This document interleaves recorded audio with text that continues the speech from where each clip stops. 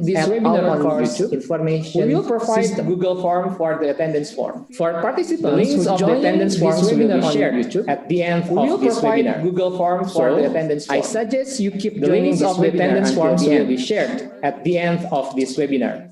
So, Okay, everyone. I suggest you keep Now joining we this will move webinar to the until first the end. speaker's presentations. Our first speaker Okay, is everyone. Now Mr. we will Agus move to Fani the first Chandra speaker's Wijaya from presentations. Indonesia. Our first speaker is Please allow me to Mr. to Agus introduce Fani our first Chandra speaker. Wijaya from Indonesia. Please allow me to introduce our first speaker.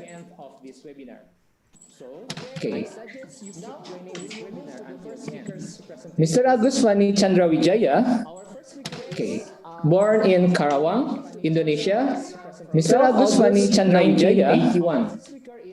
And born in Karawang, Indonesia, at University of Education. And he is a lecturer in Indonesia. He has Master of Science Education at Indonesia University of Education. And he has Master of Science Education.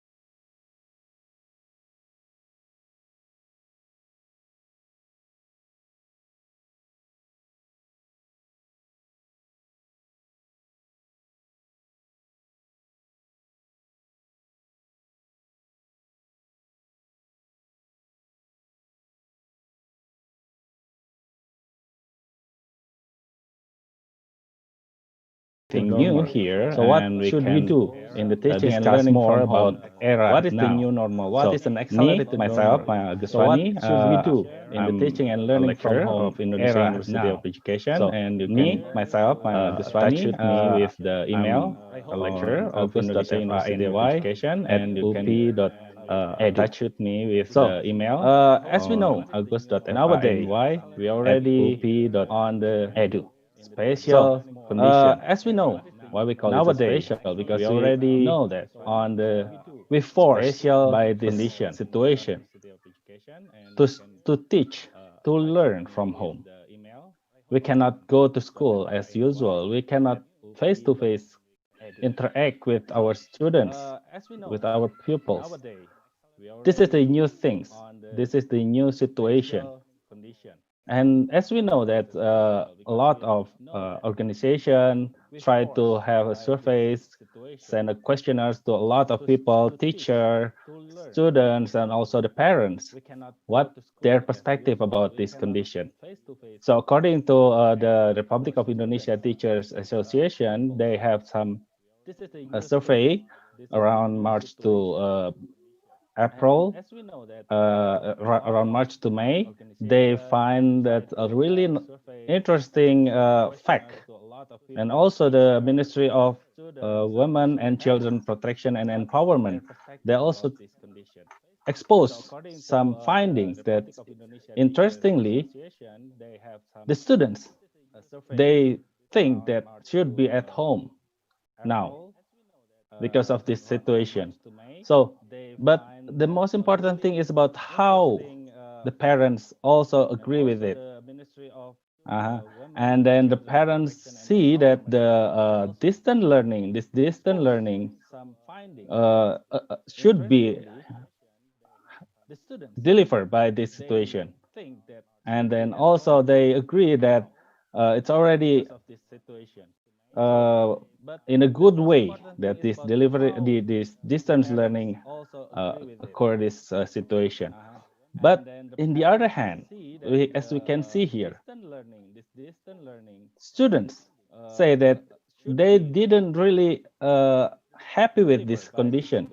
Yeah, almost half of the students say that it's not really interesting to enjoy this distance learning interaction, while the teachers also say that it's almost half of the teacher, of our teacher, said it's not really ready for this situation. So what happened with this condition? And then we can also that the policy of the Ministry of Education and Culture say that, okay, to handle this situation, we can see that forget about the curriculum for a while. Let's deliver the meaningful learning.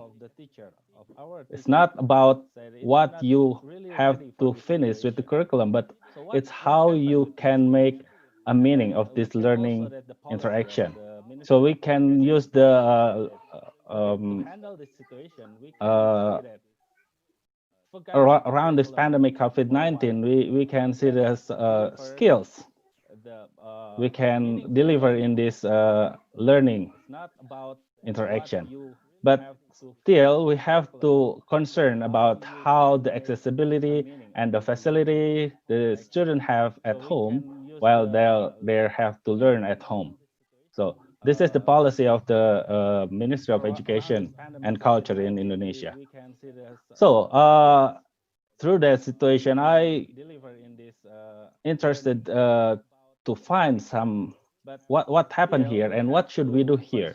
So I do some research with the case study research and with the convenience sampling. I asked my colleagues, my teachers fellows, 43 teacher fellows from 3 different levels, from the elementary school, junior secondary school, and also senior secondary school teachers, spread it from 5 different areas, which is from 3 from Indonesia. It's in they come from the eastern region, the central region, and also the western region. And I also have some fellows from SEAQIS or Sekolah Indonesia Kota Kinabalu, which is in Malaysia, and also Sekolah Indonesia Davao in Philippines. So this is the really nice communication with them. So I do this research around the March to July 2020. So as we can see now, we say this is a normal thing. This situation, this is a normal thing. This is the old normal or new normal. Or it's actually it's a next normal. I don't know what this kind of normal is. But based on this evidence that I can found, the regulation of Ministry of Education and Culture number 119 in 2014 concerning the distance learning system in elementary school and the secondary school systems in the level. In Article 8, they say that actually you can deliver the learning activities not only in the face-to-face, but also we can use the distance learning. And the principle of the distance learning here, as we can see, they state 4 different characteristics. Okay, but I want to emphasize the C part here because they state that in the distance learning, teaching and learning media is the main source. It should be dominant to be the teacher deliver the learning material. Okay, so we can see that in the distance learning that we do now, which is teaching and learning from home, the media should be the main source. Okay, it has to be dominant. It should be dominant in this teaching and learning interaction. While also in another regulation, the Ministry of Education and Culture regulation number 158, it's the same years. I emphasizing the years. It's 2014, which is 6 years ago. We already state about this Now, that's what we do. Yeah. So in this 158 regulation, it states that the media, the interaction, should be packed as a unit. It's an integrated unit. It's so the media should be an integrated unit. So this is the basic of what we do here nowadays. So actually, when we call it, is this the new normal or this is the next normal? Actually, it's 6 years ago. Our regulation in education state that we can be use this kind of interaction in our learning, teaching and learning activities. So I would like to propose that the teaching and learning media is a package. That's the point of the teaching and learning activities from home. And also, actually, it can be happen when the classical interaction in the classroom. But now we have to know that the media for the teaching and learning is not only the media itself. For example, it's not only a things, not only a tools or the technology that we use, but the media itself should be embedded with the information and the knowledge and how we can deliver it in the teaching and learning interaction. So it's a package of the teaching and learning media. Okay, so this is the important basic thing that we should know, that we not only think that the application or social media or the learning management system is a teaching and learning media. Let me give you an example. As we know that this is the things, plants is a things. Plants could be a media for the biological content, for example. WhatsApp, it's a technology, it's a media also. And you can see here, can you recognize what kind of this application? Okay, so this is the Google Lens. Google Lens application. So this is the technology. This is also we can use as a tools. But what you can deliver with these tools? Okay, so it's just only a media. It's just only a tools. When it's just we're using WhatsApp every day to deliver some messages. But what if we can send an information to our teacher, sorry, to our student, to our pupils? For example, we can see that we need to deliver the information about the leaf shapes, pattern on the plants, and what is correction between the type of root that they have. That's the information that we are going to deliver to the students. And then we ask the student to explore the plants with the Google Lens, because in the Google Lens they have artificial intelligence that augmented reality that they can use, that they can recognize. So when we take a picture of the leaves, they will show us what kind of plant is that, and then what the characteristic, what is the root system, and everything that you can see online. Okay. After that, they can share their findings through the WhatsApp with their friends, with their colleagues, so that they will find something new. We want to deliver the information or the knowledge about what about the leaf shape, pattern, and the type of roots through this media. So if we see these things, tools, or technology by itself, it's not a media for the teaching and learning. It's just a media. But when we embed it with this information and knowledge, and also the teaching and learning interaction, we can find this as a pack. So this is the most important thing, that when we develop the teaching and learning media. So this is my findings.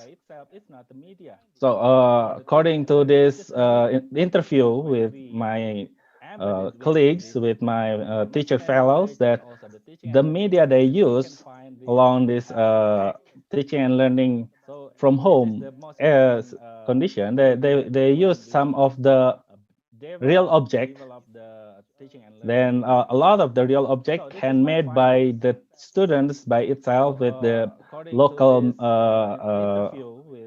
local object that they can find around their house. And then they also show me they use the book, and they also some of them made up some student activities, and also they show me about the media, digital media, which is a portable. Portable means that they no need an internet access to run this application, while the online application they can use as Google Lens and also WhatsApp as a non-learning management system online technologies that they use as a media. And they also, as you know, we have the Kelas Maya in Rumah Belajar that made up our Ministry of Education and Culture. It's actually similar with the Google Classroom or the Edmodo learning management system.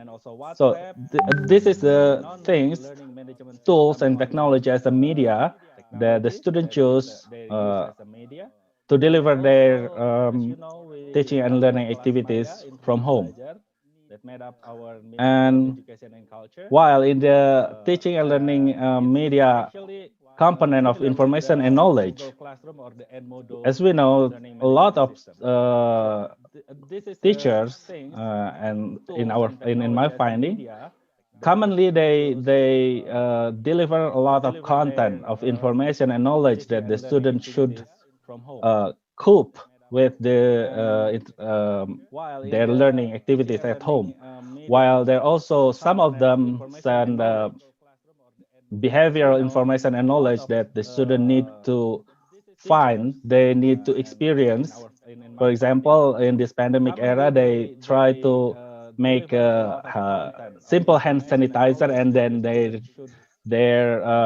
share it with their neighbor, or they share it with their friends, and a lot of things. So this is about the behavior, and also about the skills. Some of the teacher ask the student to do some experiments, the simple experiment that they can do at home. While in the teaching and learning interaction component, I find two different aspects of this teaching and learning interaction, which are the offline interaction, which mean this offline interaction they not need any network to do the tasks. But there are two different offline tasks, which is unaccompanied or independently. They work by themselves, and accompanied, which means they need some adult supervision, for example, their siblings or their brother or sisters, or their parents. So there are two different tasks of offline tasks. While the online interaction, somehow the offline task is connected with the online. So the task sent by the online, which can be a synchronous interaction or a synchronous interaction. Synchronous interaction means that the teacher and the students can meet together. They can do some face-to-face or talk to each other directly. That's why we call it a synchronous interaction. While the asynchronous interaction, which means they can send a message with the social media or email, but they cannot interact directly with to each other. So in the asynchronous interaction, in the online teaching and learning interaction, there are two different type. The first one is the strong notified, which means that, as for example, the asynchronous strong notified is just like we interact in a WhatsApp line, that we can send it directly, and then we can have the notification that someone or someone sent us a message that we have to respond immediately. So while the weak notified, which means it's a little bit hard to find out that are they already send the message or are they already give a response through our interaction. This kind of weak notification or such as email, or maybe some of you use the Facebook not online every time. So it's such kind of the weak notification or weak notified interaction. While the synchronous interaction, we can find 3 different interaction. That's one-to-many interaction, which means just like some of teacher, interestingly, they use live Instagram through the Facebook to teach to deliver some teaching and learning materials. In this interaction, it's only one-to-many, which means the teacher can be talk, but the student cannot be respond directly to talk with the teacher, just using the chat box or something like that. And then the other one is one-to-groups interaction, which means it just like in Zoom or Google Meet, they use. It's also kind of many-to-many interaction. While the synchronous and asynchronous can be delivered in the systemic integrated or non-systemically integrated, which is the LMS or non-LMS or learning management system interaction. So this is my finding. It's really interesting to find this finding because based on the type of media, 70% of the teacher put the book, BNI means a book and internet, as the media to engage the student for the task.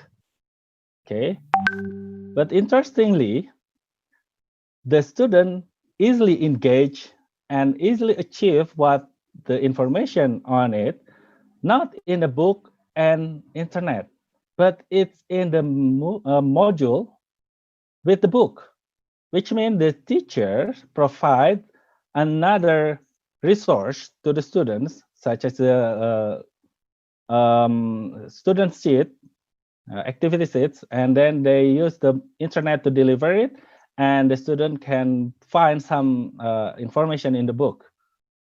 But here in book, radio, and television, which means in our country we use also the TVRI or Indonesian Republic of Indonesian Television, and also radio to deliver the material. It's not really easily to engage and to achieve the student achievement.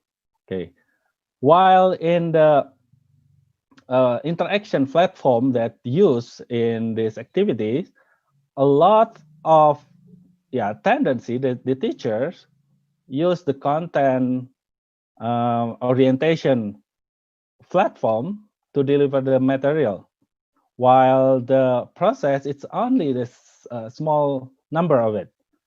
Interestingly, the process here give us easy way to student to achieve the information.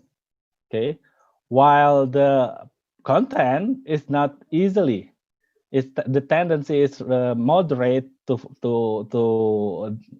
achieve the information. The student achieve the information. While when we see the internet platform characteristic, which mean they use the LMS or learning management system and social media, email, and education application, a lot of the teacher choose the social media, which is a familiarity of it, because it's familiar for the teacher, familiar for the students also, and it's easily to interact and easily to deliver the communication. And the finding is that yes, it is. The social media, it's easily can engage the students to interact, to give some, find some achievement here. While the LMS, somehow, it's also a little bit moderate to easy to use. So we can still use this one. But in email, it's not really recommended to use in this teaching and learning activity, which means we need another supporting system if we want to use the email.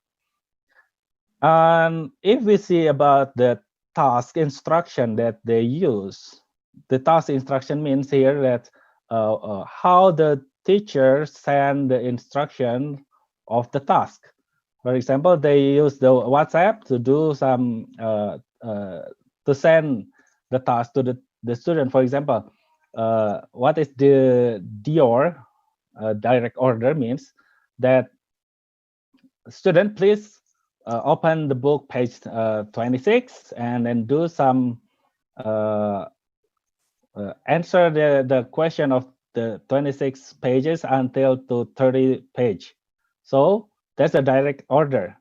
There is nothing scaffolding to send to the student what they should do, how they find it, how to deliver it. So it commonly they use the direct order. But amazingly, according to the finding, the student engage more effectively when we send the instruction through the single student activity sheets or the project activity sheets. They really easily to engage, which means they easily to do and then to respond, to give some response, to send back the result to the teacher. Okay, so that's why that's the what I call as the easily part here. Okay, while the direct order is hardly to find because they somehow they clueless to do the task. What should I do? What should I find this from? And then what about the interaction here? This is the interaction. Sorry, the task collection period. So somehow some of the teacher send daily or every day they send a task to the student to do, and then some of them, most of them use weekly period, but small of them choose the monthly period of task collection. And the result here, the weekly task period is easily to engage and send the information to the students. While the daily is not really recommended to do because it's hardly engage the student. Somehow the student is not really enjoy. It's interesting. They not really enjoy to do some job daily, just like at school. I don't know. Maybe it's different condition in the at home. While the teacher accompany period, which means the teacher provide the face-to-face interaction with the students with Zoom or Google Meet or WhatsApp video group call. There are no daily interaction. No teacher scheduled daily interaction. Most of them use the weekly interaction. Small of them use the monthly interaction, which means only one times to do the interaction with the students. And interesting here, the engagement of the student and they achieve the information most easily when it's done by weekly interaction. While the monthly interaction, it's not really good. It's a moderate one. And this is what they obstacle that they find. A lot of them find a schedule, which means I think all of us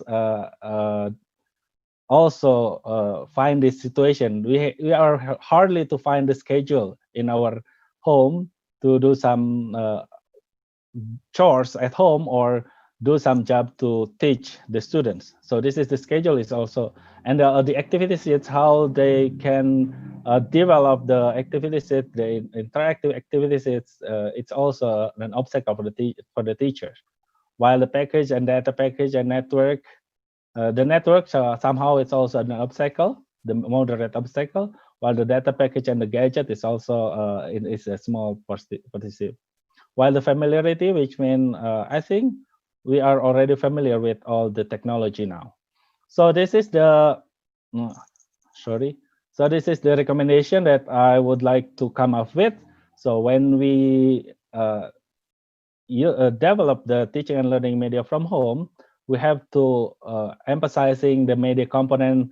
So how we can made up the module, some teaching material that we can send to the student as a scaffolding, that a systematic scaffolding to support the online and offline interaction. So somehow we cannot give the student a way to do some chores or do some task with your own way, but we need the module. We need to give a scaffolding to them.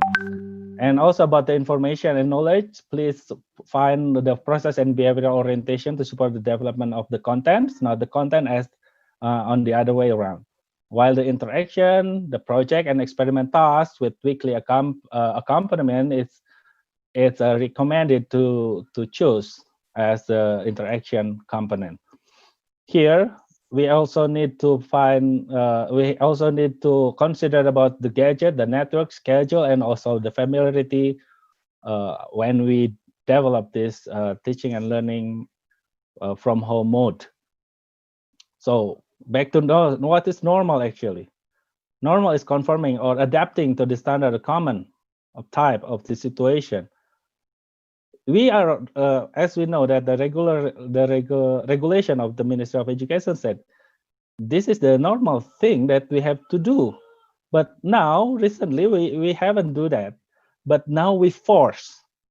As the Newton laws, we know that before pandemic, we see that the distance learning is something that really hard to do. But now we force by the pandemic. So we accelerate, right? And then we hope after this pandemic, we will have the reaction from our action. So we are forced for this situation. We have to take the school, the material, the world itself, the teachers with all of our technology. We are in the web of 21st century and Industry 4.0, and we need to think about the sustainability development in education also. So which one, new normal or accelerated normal? I think it's no matter which world you choose. The most important thing is what kind of contribution you can make, right? Now we are in a pandemic era. We try to find something new. We accelerate. We try to move to reach the normal. Yeah. So I would like to thanks to the SEAMEO Qitep in Science for Dr. Indrawati, Mr. Reza as a director and the vice director, and also all the team, and Indonesia University of Education, and also Junior Secondary School Directorate of the Ministry of Education and Culture, Sekolah Indonesia Kota Kinabalu, Sekolah Indonesia Davao, and all fellows of teachers. So thank you very much. That's my presentation, and I would like to have some question or suggestion. Thank you very much. I'll give it back to the moderator. Assalamualaikum warahmatullahi wabarakatuh. Waalaikumsalam warahmatullahi wabarakatuh. Thank you very much, Mr. Agus, for the presentations with very inspiring personal insights. I do agree with what Mr. Agus said. Skills can be delivered in this era, not only about the content, but skills is more important. And then for learning at home, the role of the media should be dominant. Media is not only tools or technology, it should consist of informations and knowledge and consist of interactions as well. So we can deliver the materials through this or maximizing the role of the media. And yes, we have several questions, Mr. Agus, then I will read one by one. So this is the questions from Vanden Borella. I think it's from Philippines. The questions is, since doing an experiment is the heart of science, how the assessment of performing an experiment will be done in online class? I think that's the first questions first, Mr. Agus. So Okay. you can answer it directly. Okay, so to evaluate, the experiment. Okay, thank you very much. Excuse me, what is her name? The name is Vandan Borella. Vandan. Okay. Yeah, Vandan So, Borella. salamat po. This is this is a nice question. It's about the experiment. Yeah, we cannot do the experiment. We cannot do the teaching and learning activity without experiment. That's the basic of the science, right? So how to evaluate it? Yeah, a lot of things that as in my experience through this research, one of the teacher do some interesting idea. So they ask the students, which has the connection with the network, with the internet. They ask the student to do some experiment and then upload it into the YouTube, or some of them save it in the Google Drive, so that the students, the teacher can deliver they can evaluate the experiment thing. And the second thing, they can also do some in a group. One of the teacher asked the student to do presentation with the PowerPoint, but in the PowerPoint they develop by the group. Each slide of the PowerPoint is enriched with the audio and also the video, and send it to the teachers through the email. So it's some such kind of the experience, how to evaluate the experiment itself in this pandemic era. Somehow, once again, it's not easy, but it can do. We can do it. So I think that's about how we can evaluate the skills, right? While the content or the knowledge, we can ask the student to do some evaluation through the quizzes or something else. I think that's my answer. I hope it will be enough. Thank you. Okay, thank you for the answers, Mr. Agus. Now for the second questions, it's from Jerry Tamayo. Okay, the question is, we know the fact that science is mostly performing experiments. I think this is for experiments as well. So as the students understand, apply and appreciate the concept. Personally, I foresee that it is somewhat difficult for the students to carry out a certain experiment without the close supervision of the teacher. So relative to this, how can we still make engaging and enjoyable teaching science to our learners digitally? So I repeat again, how can we still make engaging and enjoyable teaching science to our learners digitally? That's the second question.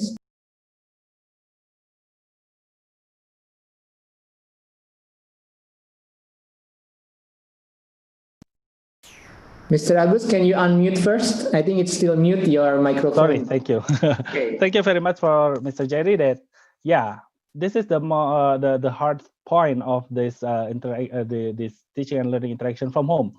Somehow, yes, to engage the student, enjoy the. I think they already enjoy the digital experience, but once again, digital experience is not only about the they use the technology, okay. But yeah, some of the students like to do some games at the their Android, their phone. We can use that perspective, so we can support them with the for example, there's a lot of the education application that they can use to do some games. For example, the solar system scope is a really interesting application, and it's portable, which means they don't need any network to run the application. We can make some module, just like an student activity sheet. So, for example, in the solar system scope application, they can find a lot of information about what is in each planet's characteristic. And then we ask them to characterize, to make a group of the planet based on the characterization. So we can make some games through the student activity sheet. That's what I found in this research. So I think they have, I think they need the time. That's what we have to do. They give them enough time to do some task. Okay, so not immediate time. So just give them to enjoy the task. And then the second one, we can give some scaffolding through the student activity sheet, and then after that give some response to that. So that those three steps I think we need to do. So find their interests, and then give some scaffolding and respond to that, to their job, to their work. So that's my answer. Thank you. Okay, thank you, Mr. Agus. I think this is the last questions for you. Now I think it's I think this is from Indonesia. It's about the regulations of, maybe you know some informations about in Indonesia. We have regulations about PJJ, or pembelajaran jarak jauh, teaching and learning from home using SEAQIS platform. Is it means that government encourage us to perform that in new school academic year? So I think it's one of the media that government provide. Is it? I think maybe you know some information, Mr. Agus, about this. Okay, thank you. Can I know that who's come with this question? The name? Sorry. Sorry, the name is Vera Maulidia, I think. So okay. Bu Vera, thank you very much for the questions. Yes, we have this regulation since 2014, amazingly. Yeah, nowadays I do some work with the Ministry of Education, especially in the secondary school directorate. I do some things with the sekolah terbuka, okay, SMP terbuka, which means the open secondary school. In nowadays, as we can see that Mas Menteri or our minister say that it could be permanent to do this distance learning interaction. It should be, yes, in the regulation, in the regulation say that even though we cannot do all the subject in online learning, but we can deliver some of the material into online interaction. Yes, we can do according to the regulation, right? The Ministry of Education and Culture Regulation number 199 2014 say that you can deliver the some of the subject through the distance learning activities. So yes, we can do it, even though it's not a pandemic, but you cannot do all the things because all of the subject. Yeah, only several subjects that you can deliver. But maybe someday, near into the future, we will do some. We will have some regulation of it. While the SKS or the credit hour systems in elementary and secondary school system level, it's also can do by all the school. Okay, so yes, we are heading to that condition. Okay, so are you ready? Are we ready to this condition? because without any regulation itself also, we have to move through that way. Okay, so we have to somehow we have to, thanks to this condition, it forces us and it accelerates us to do some change. So thank you. Okay, thank you very much for your answer, Mr. Agus. And unfortunately, this is the last questions for the session. Thank you for your sharing with us, Mr. Agus. And I do hope we can meet again at another webinar or another activity in SEAMEO, Qitep in Science. Really wonderful sharing. Thank you. Thank you. Salamat po, sawadika. Terima kasih. Thank you very much. Okay. Okay. Now, dear participants, now let's move to the second speaker.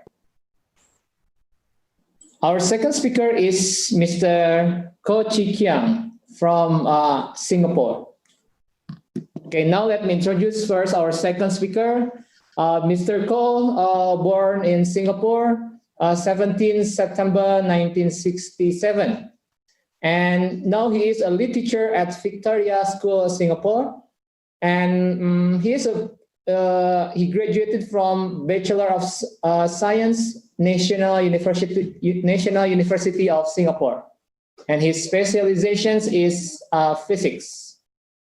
In 2013 to 2018, he was speakers at national and international forums or conferences, and in 2018 at 18th consecutive gold for UOPA by CCA and PCC.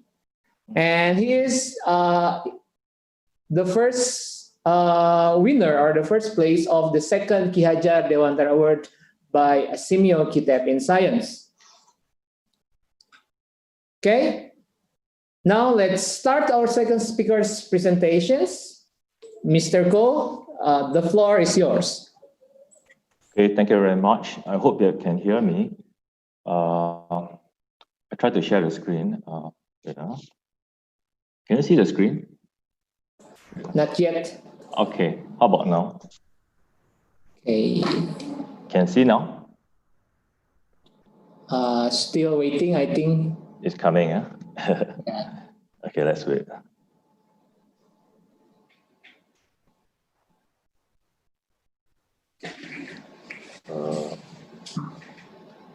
Is it there now? Not yet, maybe. Not yet. Okay, I'll try again. Okay. I'll try to share. Can you repeat? I'll try to share again.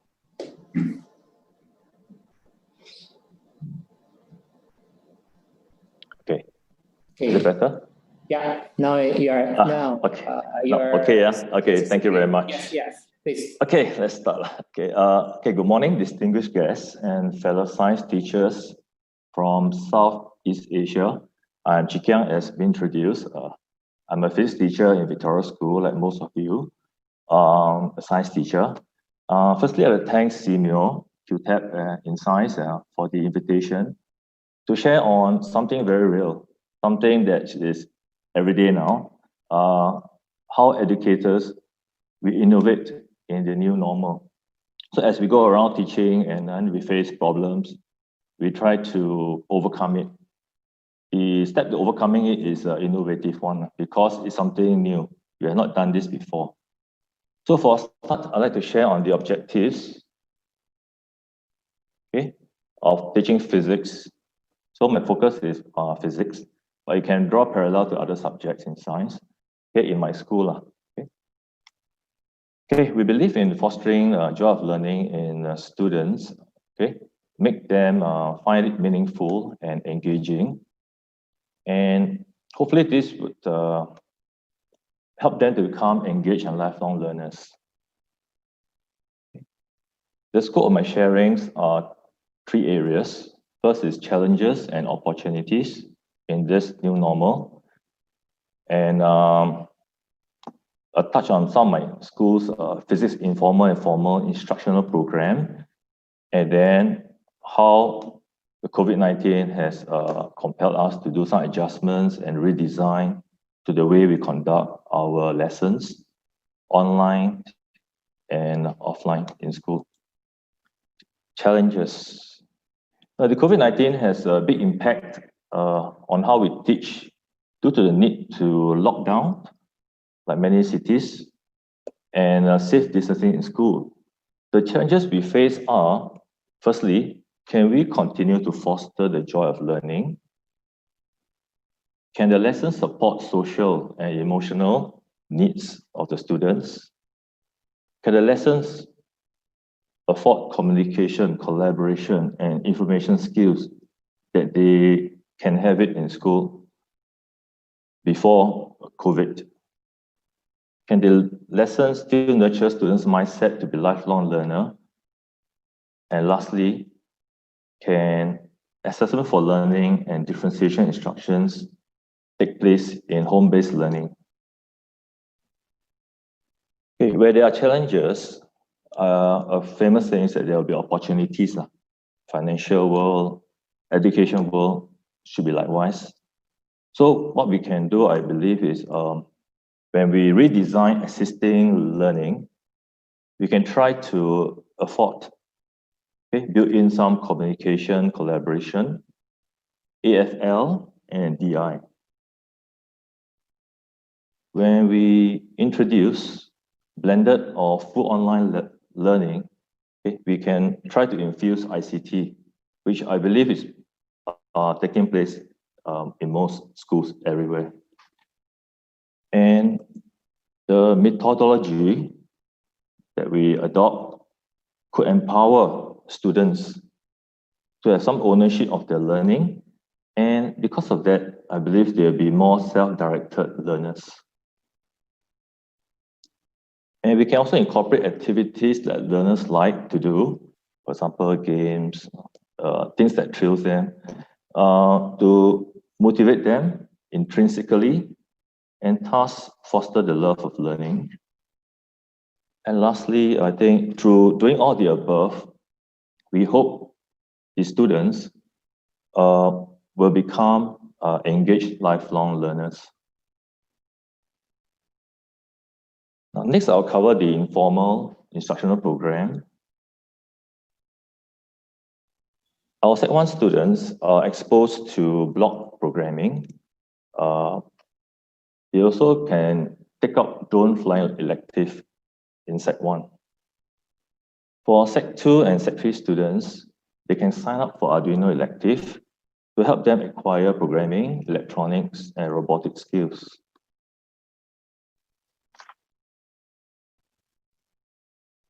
We encourage our students to stretch their abilities, especially in STEM-related competitions, as listed.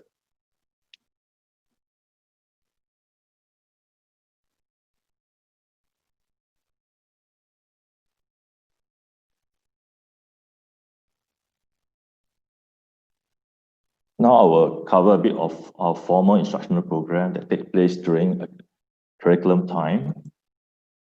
For Sec 1 students, we get them to work in groups to research, design, and build bridges to withstand weights.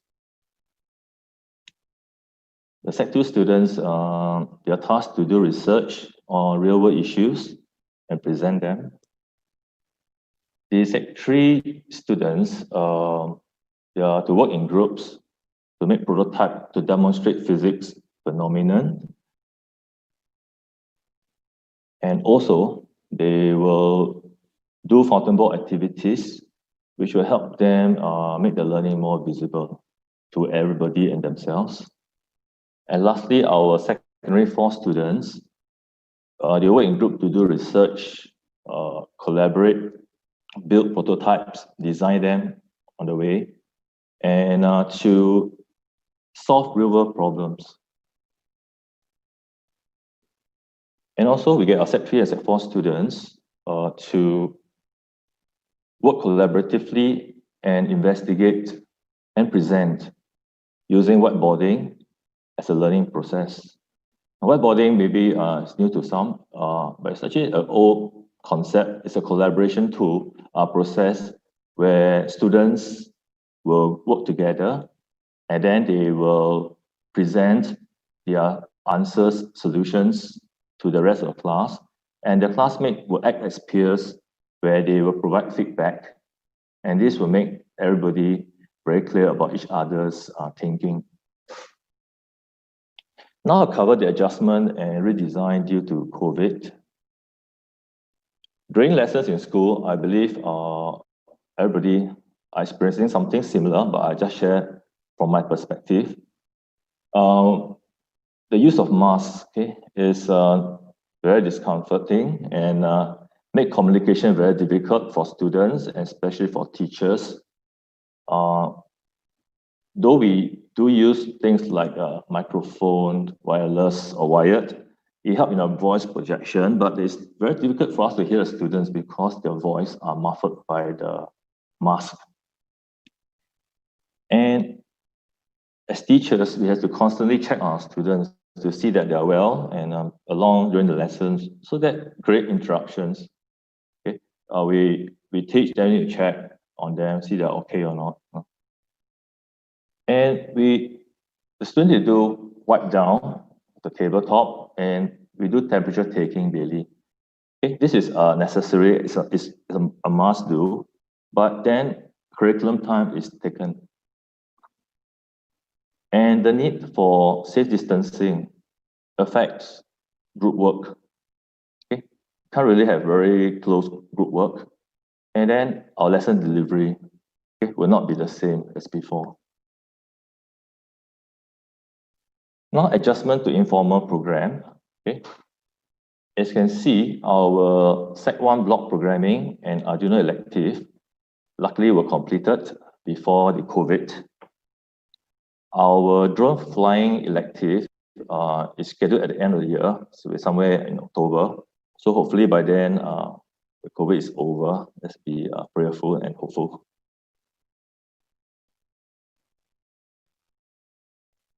As for the STEM competitions, quite a few are postponed. Okay, namely those that need students to be present, to interact, to compete, okay, with the items and so on.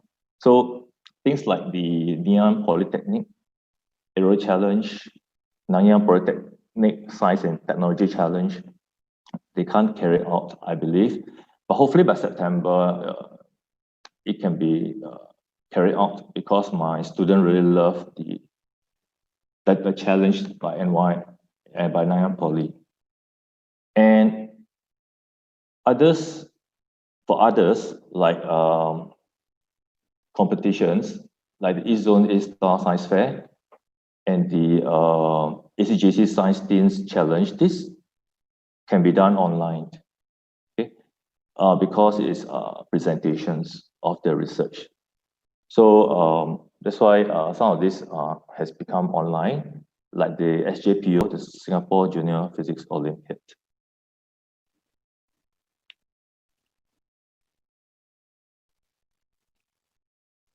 So as for the formal program, our Sec 1, Sec 2, and 3 assignments of projects were already completed.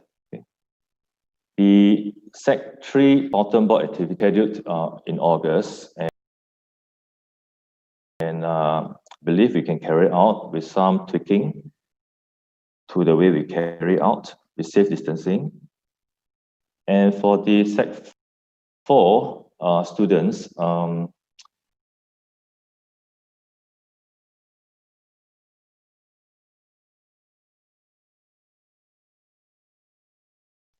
it's still a work in progress.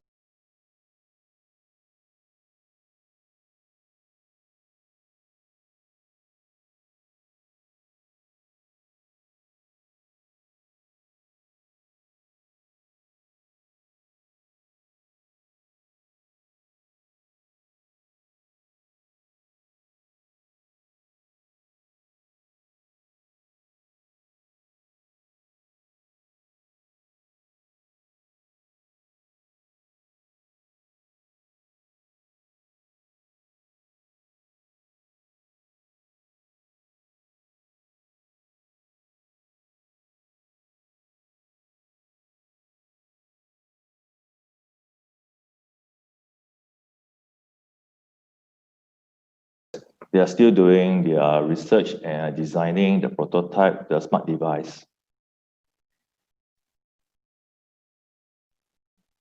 Now for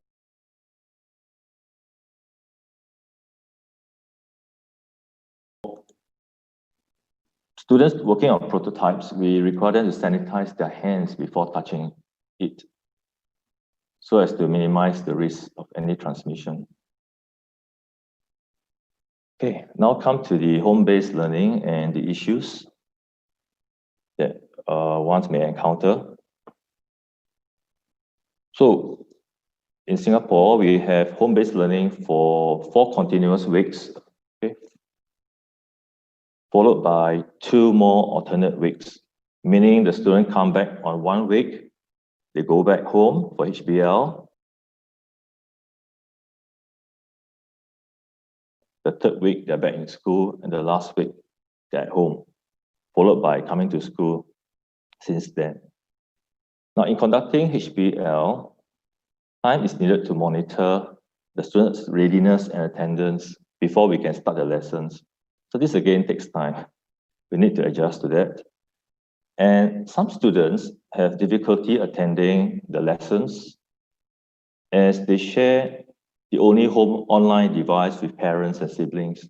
I believe it's not new to my students. I think it's can be quite common in most homes where there are only 1 or 2 online devices. As teachers, I'm also concerned how I'm going to mark their work. Okay? And of course, as science teachers, we would like to do science class demonstrations and practical. I'm also wary of the difficulty, okay, to incorporate assessment for learning and differentiation instructions in the home-based learning. Okay, and how the HBL, home-based learning, can affect the social, emotional mindset and the joy of learning of our students. I will now share on the redesign for a few of my lessons. One is my Sec 2 home-based learning on reflection of light. Now, prior to my lessons with the students on this topic, I will assign them flip material through a student learning space, which is in short called SLS. It's an online learning portal, okay, for their pre-reading and exploration. It's a kind of asynchronous kind of learning where they will explore first, then be followed by a Google Meet lessons, which are basically use PowerPoint like now I'm doing with applet demonstrations. And after the lesson, the students will then do their homework, assignment, and they can submit it through Google Classroom for marking. And along the way, I can use the SLS as to monitor the students' progress. And on the next lesson, the second lesson with them, the synchronous one, I will go through the assignment, focusing on selected questions, okay, which they have most problem on to clarify the concepts and how to answer the questions. I will use the Google Meet platform aided by a stylus pen to help me in explanation. Later, I'll show you examples. Okay, the examples show students' assignment, which I received via Google Classroom, and I'm able to mark them using tools like Kami, and then revert back to the students.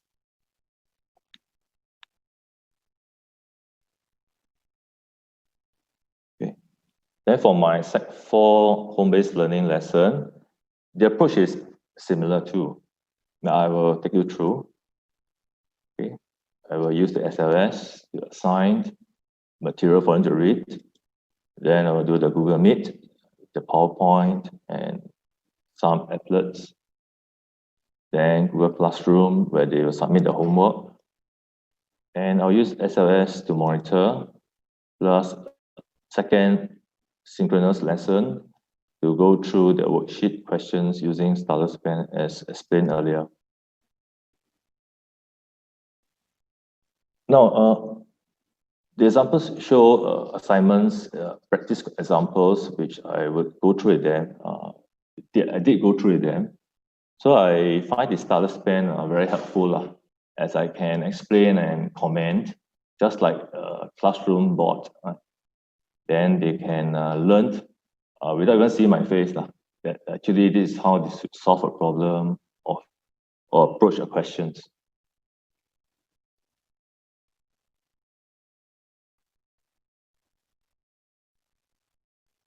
Now we also redesign our whiteboarding activities mentioned in earlier slide. We employ the SLS and Google Meet. You can even use Zoom with video to afford the features of whiteboarding. So we try to have the features created using online, okay, when the students are not physically together. Students will work in groups. They log into the SLS, and where they interact each other, collaborate to answer questions, and then craft their presentations. Lastly, the various groups will present to the whole class, and then peer feedback by other members of the classmates can be presented to the presenters. And the teachers like myself can be the facilitator for the whole Meet session, like what we are doing now. Okay, if HBL is a long-term one, a few months, I would say it's a long-term, right?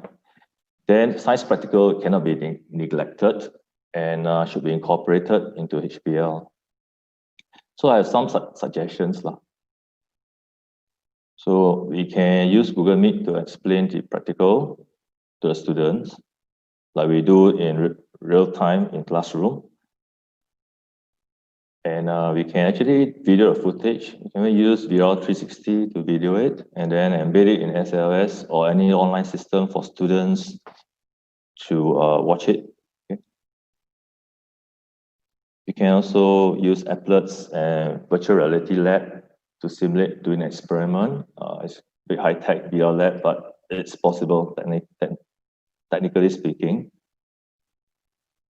And students can actually not do the experiment, but they can still improve the other skills, practical skills. Example, recording of observations, tabulations, graph plotting, interpretation of the graph, and then maybe precautions and so on. They can still do that at home. And students can submit their work maybe in PDF format, and then the teachers can provide feedback.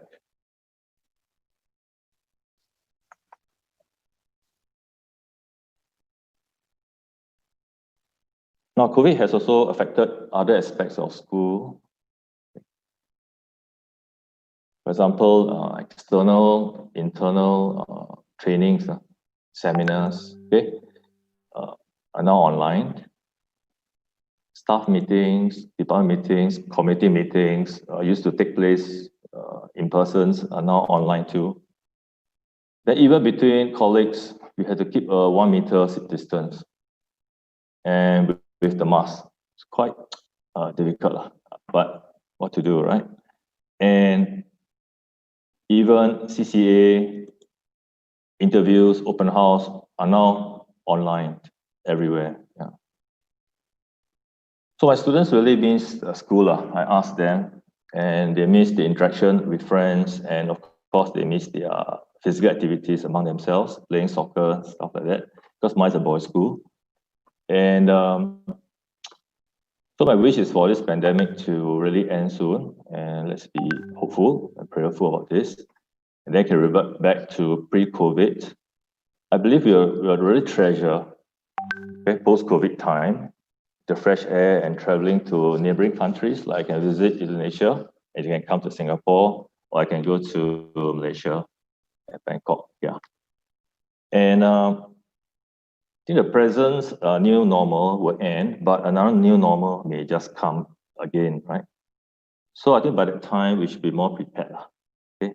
More prepared to handle the next normal. Okay? Hope it doesn't come too early. Now, in conclusion, okay, as science teacher, we innovate our science lessons to tackle the new normal by adopting ICT and interesting pedagogy, right? We should not lose sight of the important features like inquiry-based, reflective, collaborative, AFL, NDI, etc. And of course, to me, I think fostering joy of learning is important, supporting the social, emotional needs, and then of course the student mindsets of a lifelong learners. Okay, I think with that, I come to the end of my presentation. Thank you. Okay, thank you very much, Mr. Ko, for the presentations. This pandemic is a big challenge for educators, right? As we know that we need to be more creative and innovative to conduct teaching and learning activities. And adaptation is the key, how to deliver the materials of our subjects during this pandemic era.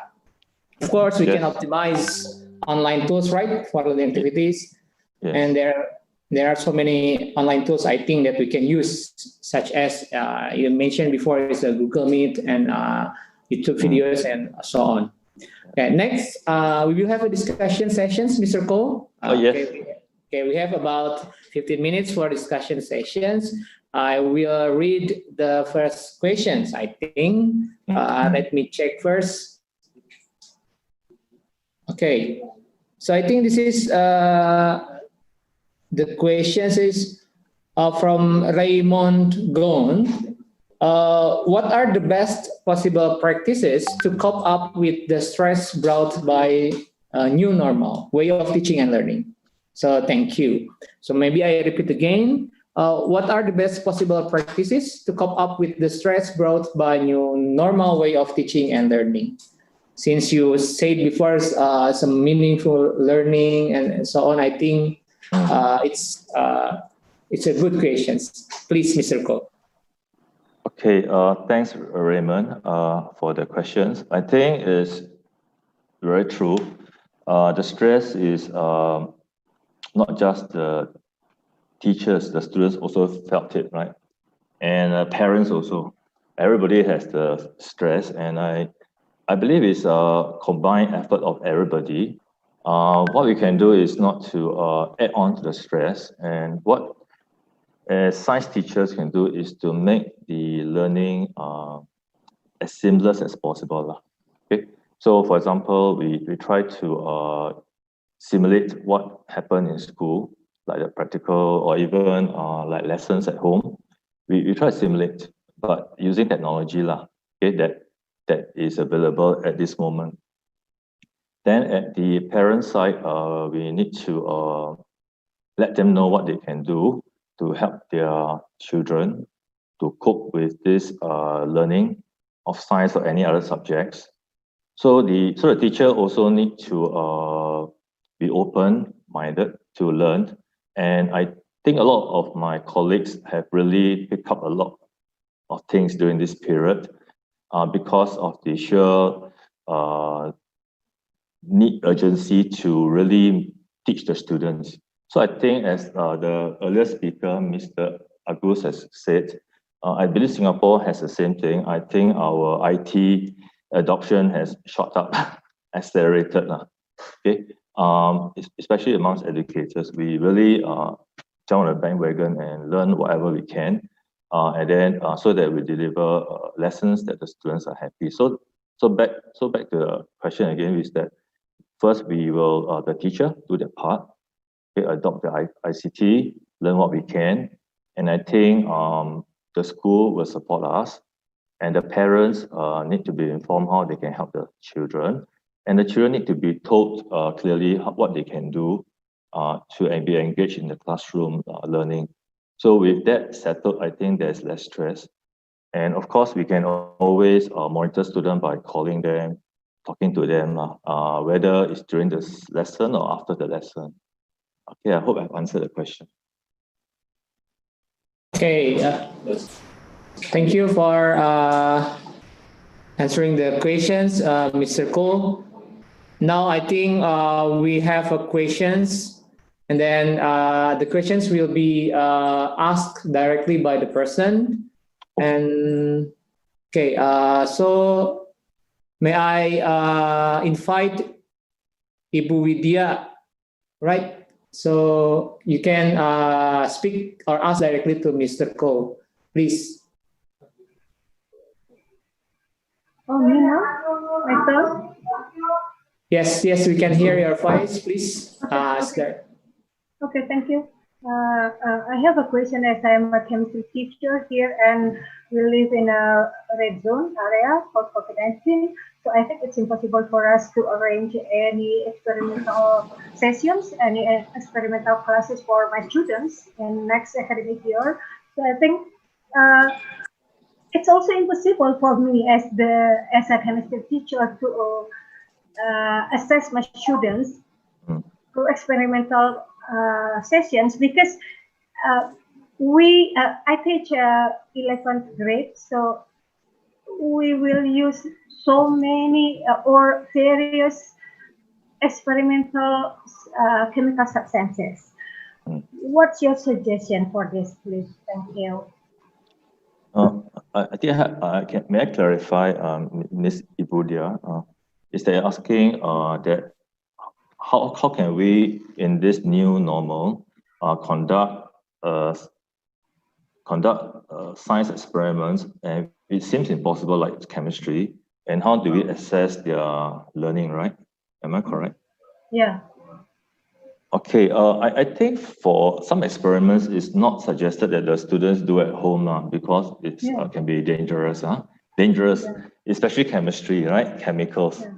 So I think for chemistry experiment, the best is maybe you can do a video of how it's conducted, then post it online for the students to see the effects. After which, what they can do is they can record the observations, like effervescence, whatever. No? Then after that, when they record, then they can do their deduction of what happened. So I think 2/3 of it can be done by the students safely. The main part, 1/3, the conducting experiment, can be done by the teachers in the school lab, and then shared with the students. Then they can see for themselves, most importantly, how it's conducted, how it's set up. Then once the pandemic is over, when they come back to school, I think they can quickly go and do all the practical hands-on experiment. The recording part, they already learned during the pandemic. They only need to do the setup and then to pour all the chemicals and then those skills they can pick up after the pandemic. Of course, the other one which I shared is the virtual reality. That one, I haven't really gone into it, but I Googled and found it interesting, where the student can actually pretend pour 2 chemicals and then something happens. so they can actually simulate doing the actions. Like the surgeon now, they can actually do virtual reality, right? Surgery. So students can also do that. But that one, I think a bit too high-tech for now. So the video, I think, is quite good. I hope I answered your question. Okay, thank you, sir. Okay, thank you very much. Okay, thank you, Ms. Vidya, for your questions. Now I think we will read the last questions, Mr. Ko. So this is from Ms. Nuri Martini, I think, from Indonesia. So the question is, we realize that this pandemic become our opportunities for us as teachers to develop our competencies in technologies.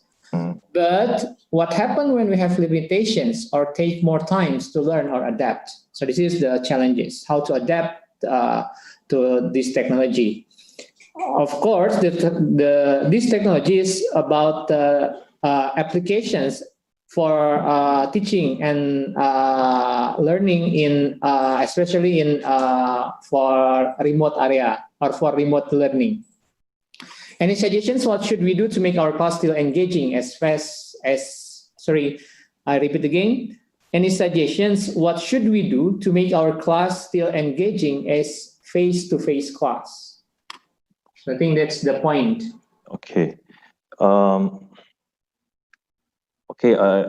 It's not easy because firstly, some of students might not really have the technology on their hand, the online device.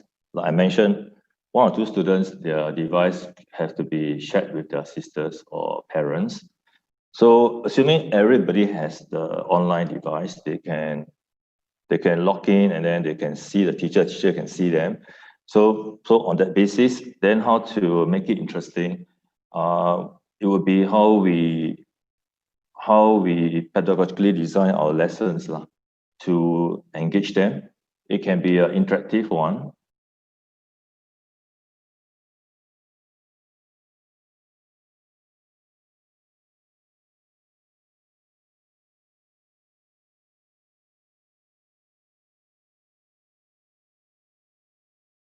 Technology now is actually more user-friendly. So I believe if we take the first step, the courage forward to try out, it's not as daunting, as complex as before. Most of the technologies, those also called the learning systems that we have online, are actually something quite user-friendly. So, but then again, we still need people who can be consulted. So I believe in the schools or even in the cluster schools, there may be someone who are the professional in this area. We can call it the expert teacher, who can actually be the helpline to help other fellow teachers learn the skill of using this technology. Okay? Like in my school, sometimes I also consult my colleagues who are very good in ICT. And for example, we have HOD ICT also. You can consult them how to do it. You can go online, check the YouTube. They also will provide very close guidance on how they do it. So a lot of things are available. If we try out, we find out from YouTube, we find out from our colleagues, we try it out, it can be acquired quite pretty fast, especially everybody are doing it. Yeah, I hope I've answered that question. Okay, thank you very much, Mr. Cole. Okay. And I think this is the last questions for our second speaker, Mr. Cole. Thank you again for your sharing insight on science teaching and learning in the new normal, as well as all your inspiring achievements in regional and international. Thank you. All the best. Bye-bye. Thank you. See you again, Bye-bye. Mr. Cole. Okay, see you. Okay. And then, dear participants, for the next presentations, it will be from our third speaker from Malaysia, Mr. Nurhailmi bin Abdul Muttalib. Okay. Hello, Mr. Hailmi, Cikgu Hailmi. Okay. But before we start, hi, Mr. Raymond. Okay. Before we start, please allow me to introduce our third speaker. Okay.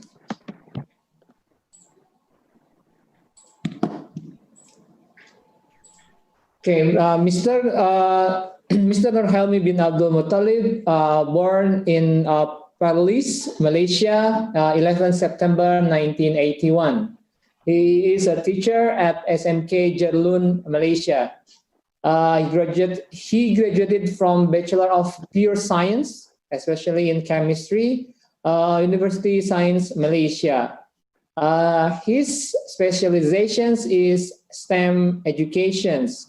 And as we can see on the monitor, he has many achievements. For example, in 2017, he got Excellent STEM Teachers Award. And then 2018, Malaysian nominee for the second Ki Hajar Dewantara Award by SEAMEO Qitep in Science, of course, along with Mr. Ko Chikiang previously. And then in 2019, he got Futuristic Teacher Award. Wow, and then in 2019, a special icon teacher for educational technology. And then it is fresh in 2020. You are at the top of top 50 finalists of Global Teacher Prize 2020. So now let's start our third speaker's presentation. Cikgu Helmi, the floor is yours.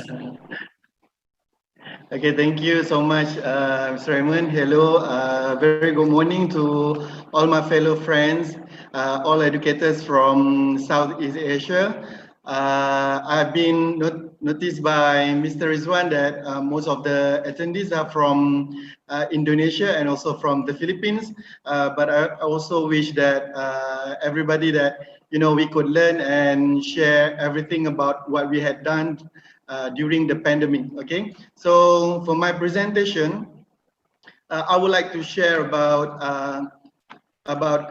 going back to school, because we know that in Malaysia we already started reopen our school since the 24th of July. So my presentation will be on education during and also after the pandemic. Okay, here's a brief introduction to myself, just like being introduced by Mr. Rizwan. I just have 14 years of experience in teaching. I actively share a lot of my best practices in workshop and also seminar nationwide. I've also like to participate in a lot of international teacher program. I've been in Korea for Teacher Exchange 2015, Space Camp for Teacher at US Space and Rocket Center in United States of America. And also last year, I've been to CERN International Teacher Program at Geneva, which I think that I would like to promote all of the Southeast Asian teacher to join the same program also, to gain the experience. So you also can follow me on my Facebook, my Twitter, my YouTube, and also my Instagram with the tweet handle Cikgu Helmi. Cikgu in Malaysian language means Cikgu means teacher. Okay, so I'm going to start my presentation with an information that I gained from Wikipedia and also being recognized by the UN. So how bad COVID-19 had hit us? It is told that almost 1.725 billion learners are affected due to the school closure because of the pandemic. And also it is about 98.5%. And in Malaysia alone, there are about more than 6 million students are affected by the pandemic, and also more than 400 teachers are affected too. And in Malaysia, COVID-19, we handle it into six phases. Okay, the first one, we call it the first 4 phases, we call it Movement Control Order, MCO. And now we are on recovery movement control order, which we can go to school to teach. Students also start to go to school back once again. And in Malaysia, COVID-19 cases are getting decreased in number. So that's why our government think that we should start to improve back our economy and also our education, since we know that online learning could be questioned, the effectiveness of the online learning could be questioned. So that's why we think that it is the right time to start back our education. In Malaysia, we handle the digital learning through 2 types of platform. We have DELIMA, which is the acronym for Digital Educational Learning Initiative. It is a platform that provide, that combine everything into one stop center. So students and also teachers all over the country are given free Google Classroom, so that we can access to all the materials and also all the quizzes, and everything is going to be by using Google Classroom type of platform. So we name it DELIMA. And for those students who didn't get access to internet, so our government helped them by providing learning materials, educational materials through network television. It is a national television. So they spend about 2 to 3 hours of broadcasting time to provide learning contents that come from various subjects, also for various grades. So it is about to cater the students who are who don't have good internet connection at their area. And during the pandemic, this is how I plan my lesson. It is like a common thing, or a common a common behavior among teachers to plan a lesson. So I'm going to start with who am I teaching? It means knowing my students could help me to plan a better lesson. Know either they are capable or not to access the internet. Either they are, about the well-being. Either they are could be supported by their parents and everything. So the first question I ask is about who am I teaching? It's about my students. And the second thing is about what am I going to teach? It's about the content, also the objective. Like we've been stated on the slide, we should have a very clear objective of what students should achieve through our online learning, unless it's going to be, they just learn, but they just go through the process, but they didn't learn anything. The third question that I would like to ask myself is about how will I teach? It's about to pick what's the best e-learning platform for my students. Either I can use synchronous learning or asynchronous learning. Is really up to the students' situation and also background. And last question I would like to ask before I plan a lesson is about do my students understand? This is the most crucial question that I think that we as a teacher should ask ourselves. Either we still think that we teach through online, but either it is really effective, or how to make sure that the students really understand what we are going to teach. So the assessment part is very important. So as all of you know that we had two types of e-learning. We had synchronous learning and also asynchronous learning. So synchronous is like, learning at the same time. It's just like a real-time learning, just like we are doing now. We learn from each other. We are collaborating each other through a Zoom application. So this is type of synchronous learning. And another one is asynchronous learning, where we use pre-recorded videos or any materials that we give students, and then we give them sometimes and also so that they can access to it at their most comfortable time. It's just like giving something and then leave it for them for about a week and then come back to answer the question. So for synchronous learning, we know that there are so many platforms that could be offered that we can use. So we had Zoom, just like we are using today. We had Cisco WebEx, Google Meet, and also Microsoft Teams. Most of my friends, I believe they prefer to use Google Meet and also Microsoft Teams because of early of this year, we know that Zoom application got some security reason. So most of them use Google Meet, which is known that quite secure and also more safety on your online materials. But I'm also having I think more than 3 times a webinar with Saroja. Is a teacher union from Jakarta Barat, if I'm not mistaken, for 3 times about sharing what's happening in Malaysia at the time by using Cisco WebEx. It's quite effective, and also I feel so glad to to keep reaching teachers outside of my country to know what they are doing in their classroom now. And there are several issues that are related to e-learning, especially for the students and also for the teachers. For the students, we should know that students' motivation is very low at this time. People are worried about the pandemic, so we don't, fit physically and also emotionally during this time. Everybody is worrying about themselves and also their family, their friends. So students' motivation are something that we need to be, to be considered on. The second thing is about data. Internet is very important. Internet data is very important because in my case, most of my students own a gadget. They have their smartphone.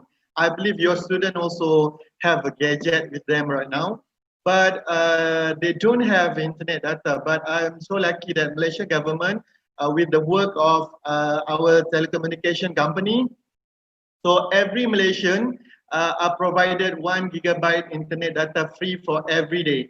So it's just like helping, e-learning to happen and also to promote e-commerce during this time. So this type of action is quite, improve, helping and supporting e-learning to happen.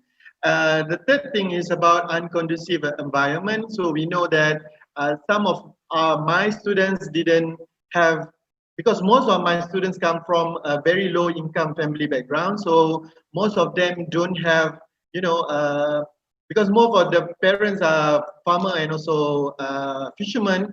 So they don't have any special room or special learning spaces that is conducive to support the online learning for them.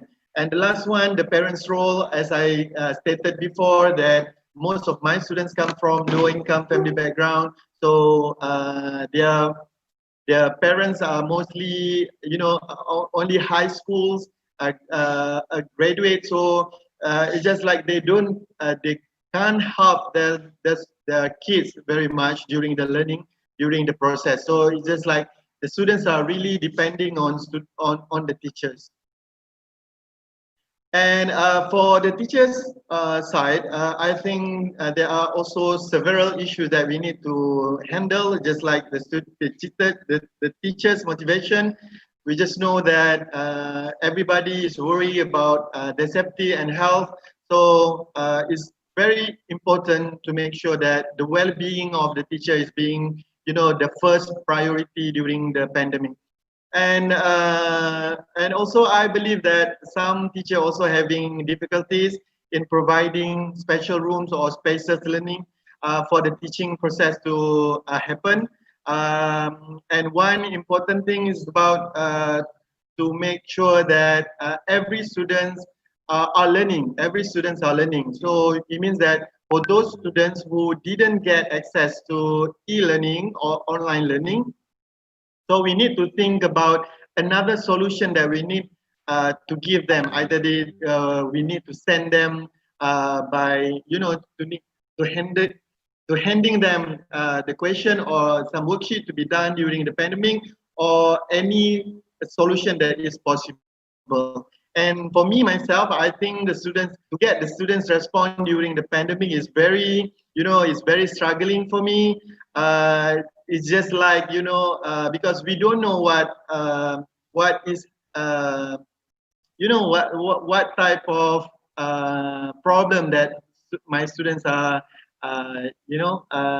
it's just like participating at that time. So to get the students respond during the e-learning process is quite challenging for me. So this is some example of the synchronous learning that I did with my students. So because it is almost impossible for me to do synchronous learning with my students because of their internet data and a lot of issues related to my students. So I think I don't want to waste my time. So I prefer to make a video myself, all the teaching learning, and also I think that this is the best solution for me, so that I can use the video during and also after the pandemic. It's just like, killing two birds with one stone. And then I prefer to use WhatsApp, or in Indonesia they call it WA, is it, Mr. Rizal? Okay.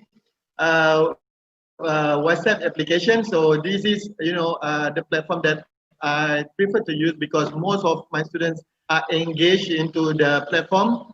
So I share a lot of videos, articles, PDF, and also photo as a stimulus for them to make sure the learning. And also sometimes I use a voice note to make sure that they receive my instruction clearly.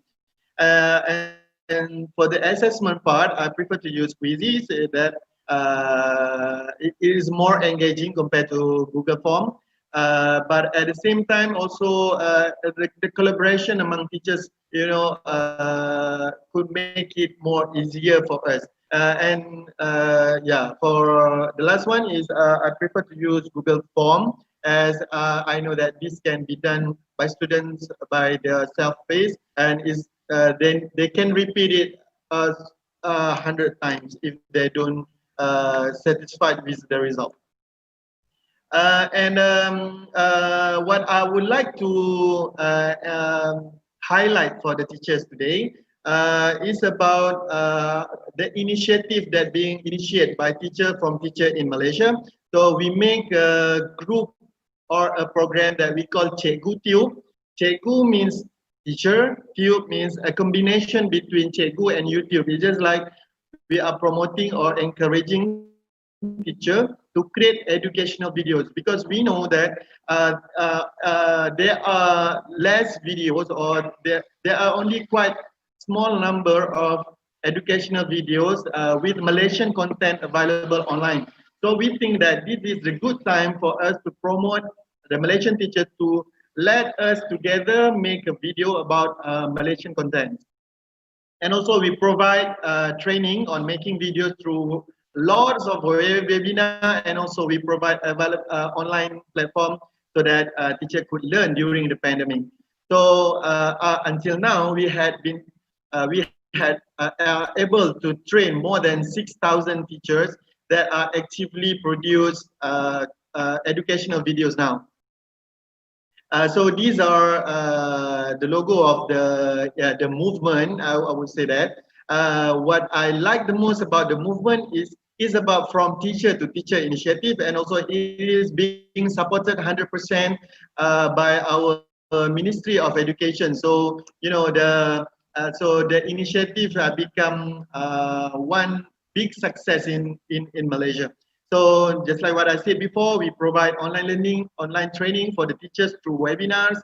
I'm also one of the trainer for the online training. My expertise is on making educational video by using your smartphone. It is my forte. And also we provide online support for the teachers who just started to create their videos and material content through Telegram and also through WhatsApp. And also we noticed that because during the pandemic, because most of the teachers create a lot of online materials, just like quiz, Google Form, Quizit, everything, including the videos. So we think that it is time for teachers to come back to blogging. So blogging could provide as a portal, and also as an organizer for all your learning materials, so that students can access to your online materials much easier by using category of subjects, type of content, and also a grade. So for me personally, I'm also a blogger in my country, an educational blogger. So I could saw a very huge traffic during the pandemic. So it is up to 300% during the pandemic. So I think as a teacher, just like I said before, we should start blogging, since we know that it could support our online learning. And so here are some tips of how to choose the right platform. So I think either you want to use Zoom or Cisco WebEx or Microsoft Teams. It is because every platform has their own pros and also cons, contra things. So we need to think about the efficiency of the platform, the convenience of how we as the teacher to use the platform, and also the flexibility to use it. Either they are providing streaming, or also something that recorded version of the webinar. So I think that things we need to consider. And another thing is about the students' motivation. So how to increase the students' how to increase the students' engagement during the e-learning is about, to use various type of variety types of student tasks. This is to keep them with the new things that going to motivate them from day to day. So for me personally, I think I prefer to use project at home. Some teacher use essay or video making. The variety of their product is going to to make them more engaged with our class. So in Malaysia, just like what I said, we already reopened our school on 24th of July. With 11th and also 12th grade, we need to follow a very strict SOP, standard operating procedure. So we need to take measurement of body temperature every day at the gate school. And then we need to keep the distance 1 meter for each student. We need to rearrange students' desks and also everything, including some arrow, which door they should enter and which door they should go out. They are also promoting practicing 3Ws, which is wash our hands frequently, wear masks, and also warn people. And we should avoid 3Cs. Crowded places, confined spaces, and also close conversation. So this is being told to students every day, and teacher also should remind in every class. So here's some rules and regulation being stated by our National Security Council after they have discussed with Ministry of Education and also Ministry of Health about what's the best approach for the students and also the teachers if we open back our school.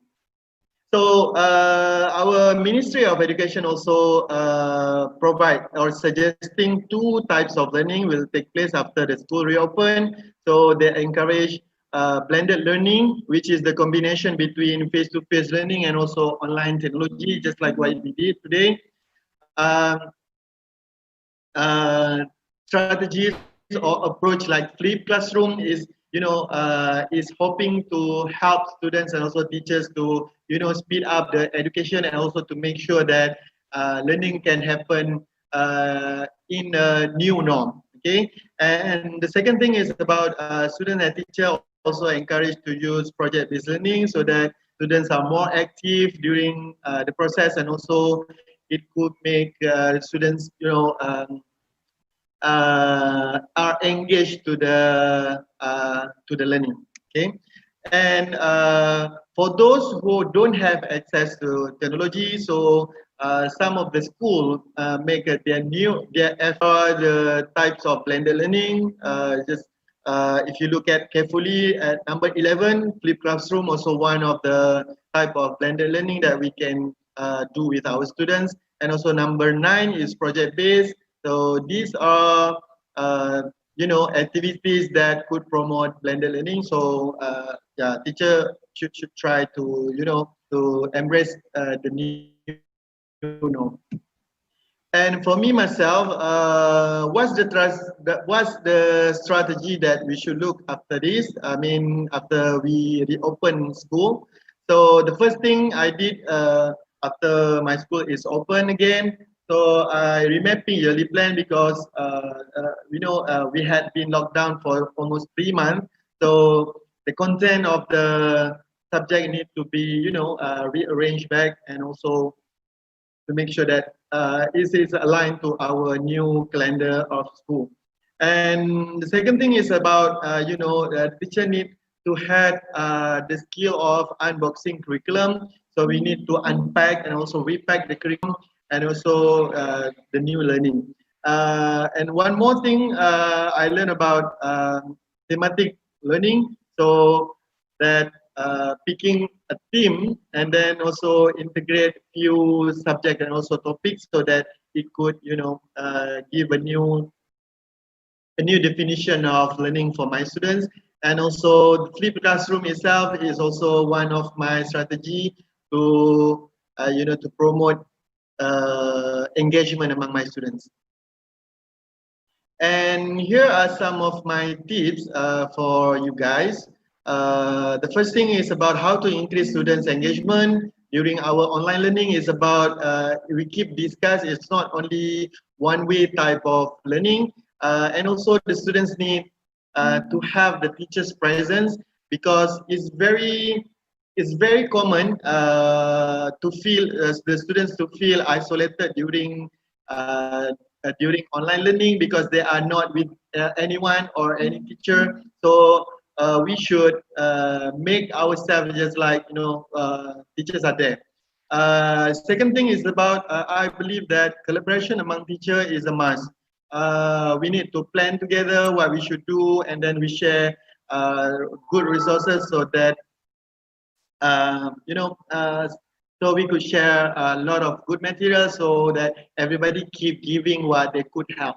And also, just like what being told by Mr. Ko just now, is about the attitude to keep on learning. So digital learning is also a must. And we know that during online learning, one size doesn't fit all. So we need to think about what's the best solution to fit to our students' need. It must be locality based and really depend on how the students and also the teachers skill. I also would like to emphasize on what being shared by a Filipino teacher during Global Teacher T4 conference, as Global Teacher Conference, Mr. Francis Jim Toscano, is about teacher as compass with a new direction. So teacher should become a leader during this time. Teachers' well-being is a must, and also a collaboration among teachers, just like I said before, and also the need of the technology. So everybody now should be on the wagon, to learn and also to apply technology. And before I stop my presentation, I would like to to promote to ASEAN teachers today that these are the opportunities that I get from from international collaboration with teachers. So I used to become one of the nominee for second Kia Hajar Dewantara Award, which I think is one of the best moments in my life as a teacher, to be able to meet these great teachers from all over Southeast Asia. And also I'll still keep in touch with them until today. It's just like making network with especially Bu Dini from Indonesia.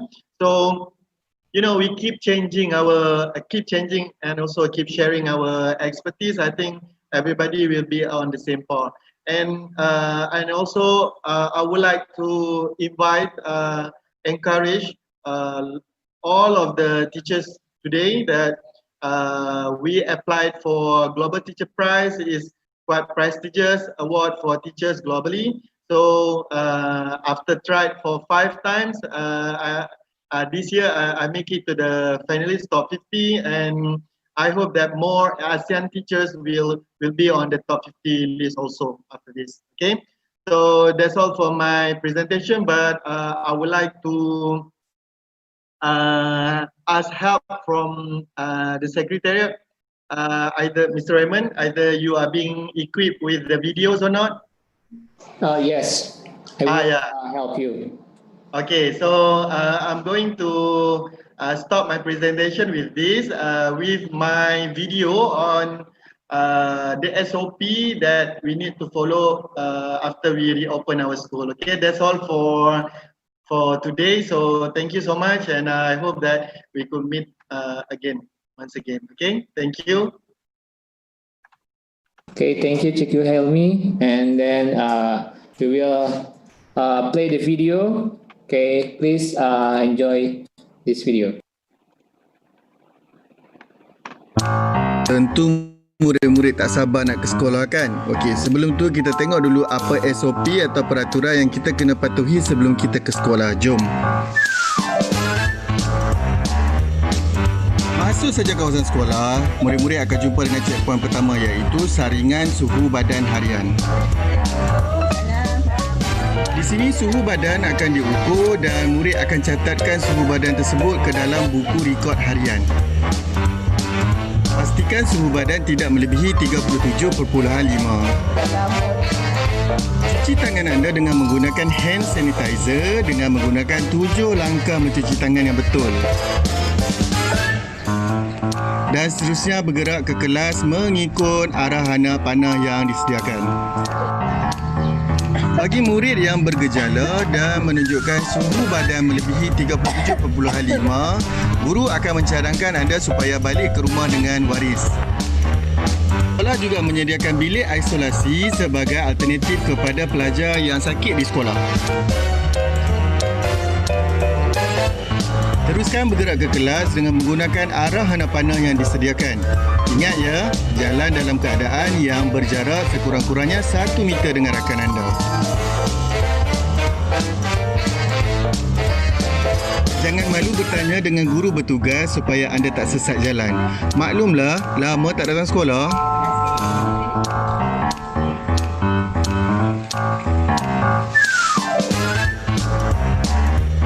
Terus kekalkan penjarakan sosial 1 meter sekurang-kurangnya.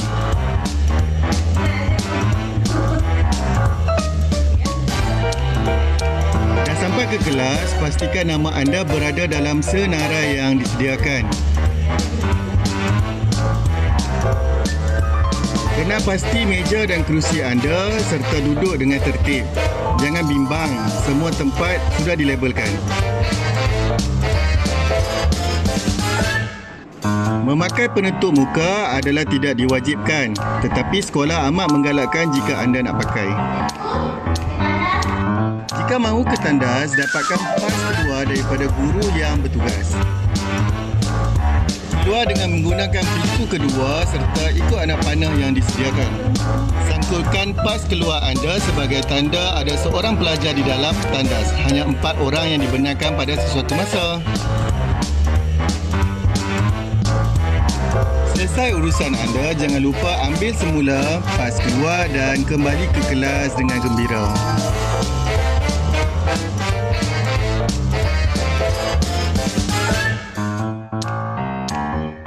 Ingat ya murid-murid, setiap kali keluar daripada kelas, anda haruslah menggunakan pintu keluar dan mengikut anak panah seperti yang telah disediakan oleh pihak sekolah.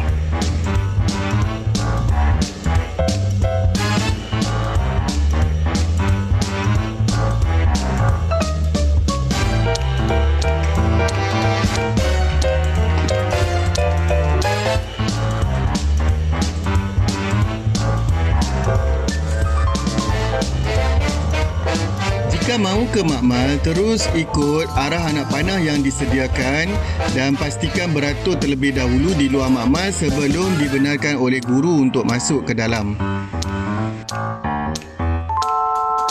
Jika mahu ke kantin pula, arah anak panah yang disediakan dari arah yang berbeza serta ikut laluan seperti yang telah ditentukan.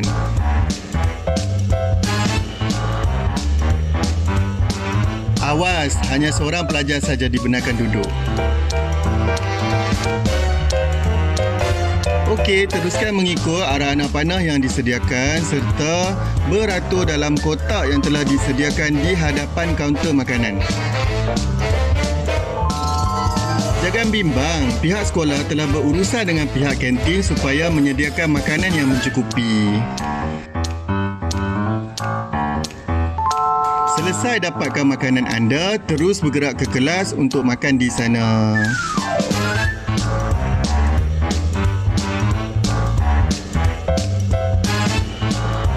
Ini pula laluan untuk balik daripada sekolah. Bagi murid yang menggunakan motosikal boleh bergerak ke kanan, manakala yang berjalan kaki bolehlah bergerak ke kiri dan terus menuju ke pintu pagar sekolah untuk balik ke rumah. Yang bermotosikal juga haruslah bergerak meninggalkan sekolah dengan kadar yang segera. Selamat kembali ke sekolah. Sila patuhi SOP Kementerian Pendidikan Malaysia #kita jaga kita. Okay, that's all my presentation. Thank you so much, everybody. Okay, thank you, Cikgu Helmi. So later we will share as well the YouTube link, right? It's okay, right, Mr. Cikgu Helmi? Okay. Yeah, sure. Okay, so now for the next sessions, there will be a discussion sessions. There is someone who wants to ask you directly. Now I will invite Miss Gusti Ayurai Tirta. So please, if you want to ask directly to Cikgu Helmi. Now you are on, and you can turn on your video and audio as well. Please.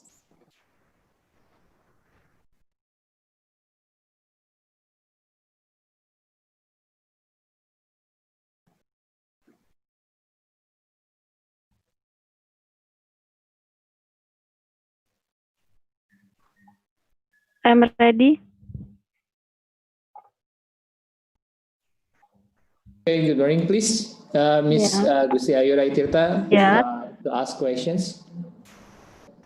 Okay, thank you, sir. I'm very excited to join your presentation. My name is Gusti Ayurai Tirta. I'm from Bali. Now I will have a question for you. How to use learning media to suit the need of the student? We know as a teacher, we have a different characteristic for our student. How to overcome about that? Thank you. Bu Gusti, do you mind to repeat the question once again? Okay. How to use a learning media to suit the need of the student? We can know as a teacher, we have a different characteristic about our student. How to overcome about that? Yes. Okay, what type of learning media do you mean? I think just like what I showed, we had several types of learning, and also we had a lot of application that can be used by us as the platform. So I think it really depends on your skill on how to use the platform itself, and also the surrounding or the environment of your students, because just like what I said, my students didn't get a good access to internet connection. So things like synchronous learning, like teleconference is not suitable for them. So I prefer to use WeAR or WhatsApp application as online platform for them. So I think pick the best really depend on your skill on how to use it, and also the students capability also. Okay. Am I answer your question? Yes, I see. Thank you so much. Thank you. Much. Thank you, Bhagati. Yeah. Thank you for the answers, Cikgu Helmi, and thank you as well for your questions, Ms. Gusti Ayurai Tirta. Now I will read the second question, Cikgu Helmi. It's from Nuri Martini.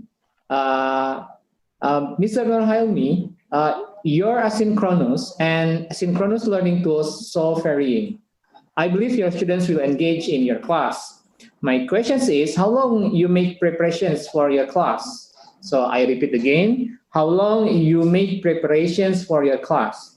And what are the basic skills needed to be like you, which are able to create as many as tools for your teaching and learning? So there are two questions. Please answer it, Cikgu Helmi.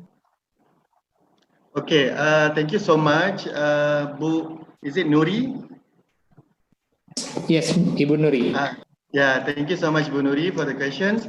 I would like to answer the question of preparation time that I spend on planning a lesson. I don't think that I spend much on that, because I believe online learning should be very flexible. Depends on the student's response, and also the student's product. So I prefer to, I just spend about 2 or 3 hours a day to plan about online learning for my students, especially on deciding what's the best activity or what the best online platform that I should use. So the main thing about the main thing that I consider during the planning session is about the flexibility in the approach, so that most of my students can get benefit from it. And for the second question, what is it? Sorry, I forgot about it.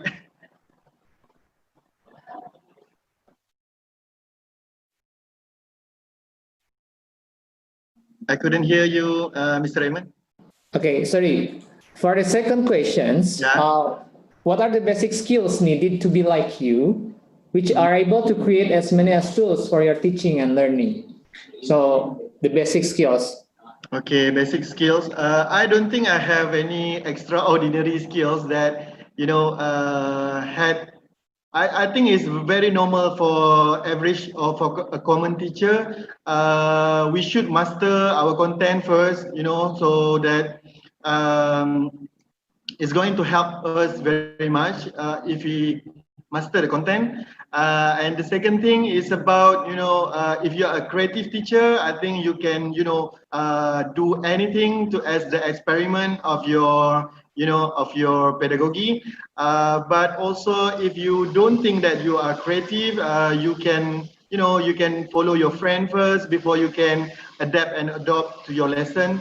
So it's just like, for me, myself, I think becoming a creative teacher is just like, it's just like we should have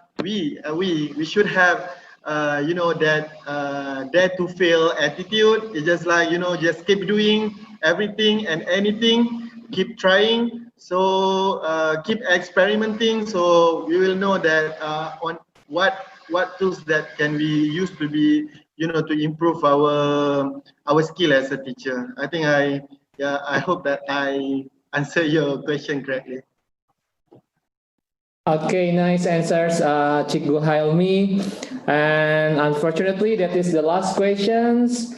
And thank you very much, Cikgu Helmi, for your presentations once again. It's really inspiring. And then so we believe that with innovations, we can solve any problems during this pandemic era. The key is keep innovating, keep creative, and stay healthy, of course, right? Yeah. So, thank you very much for your sharings, your knowledge, and also experiences with us, Cikgu Helmi. Thank you so much. Thank you so much. See you again in the next webinar and in the next agenda of SEAMEO Qitep in Science. Stay healthy. Sure. Yeah, thank you so much for that. Thank you.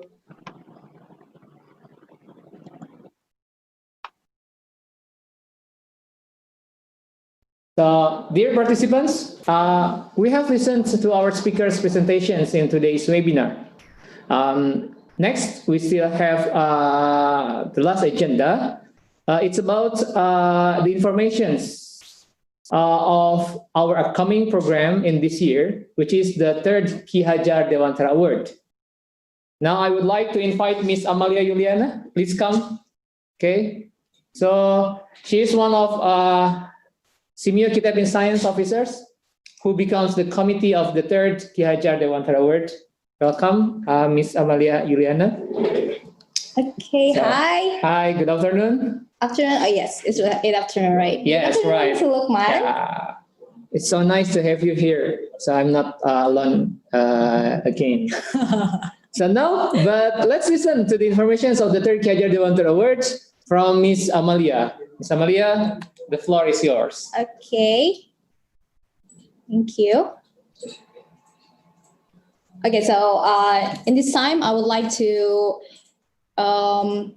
make some promotion about our upcoming event, the third Ki Hajar Dewantara Award. Okay, so let's start about the Ki Hajar Dewantara itself. Ki Hajar Dewantara is SEAQIS biennial flagship program to acknowledge science teachers' dedication and tireless effort in bringing science learning into the excellent level. In this year, SEAQIS will conduct the Ki Hajar Dewantara Award in 17 November 2020 that will be located in Yogyakarta. So the history behind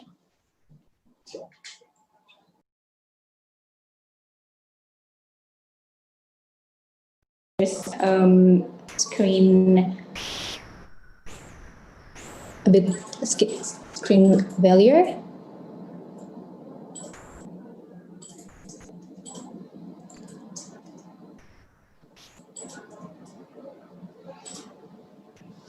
Okay. Okay. Okay, so all is good, right? Okay. So Ki Hajar Dewantara Award is the SEAQIS biennial flagship program to acknowledge science teachers' dedication and tireless effort in bringing science learning into the excellence level. In 2020, SEAQIS will conduct the third Ki Hajar Dewantara Award.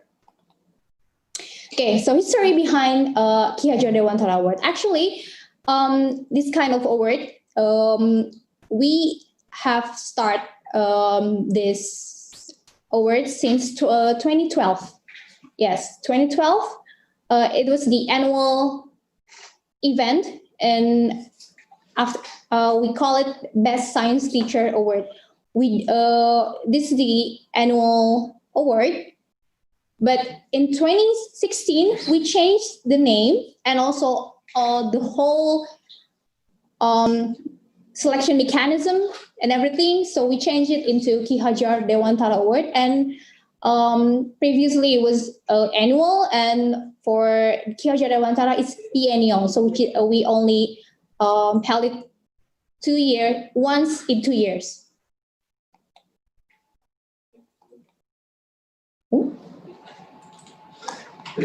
It doesn't move. Okay, thank you. So the goals itself. First, the goal is to commemorate the services of Ki Hajar Dewantara in forming national education system. So for your information, Ki Hajar Dewantara is the first Ministry of Education of Indonesia. And the second one, to develop, advocate, and reward excellence in science learning and teaching practices. The third, to reinforce the concept of the teaching profession and science education development as driving force in regional progress, leading collectively. And fourth, to foster cooperation and close relationship among SEAMEO member countries by means of better science education and a greater awareness of the place of science in society. The nominees. The award will be presented to 11 selected best science teachers as the nominees, representing each member country, representing each SEAMEO member country in the form of travel grants as a privilege to attend the inauguration of the award. And for this year's theme is Innovation in Science and Learning Toward Industrial Revolution 4.0.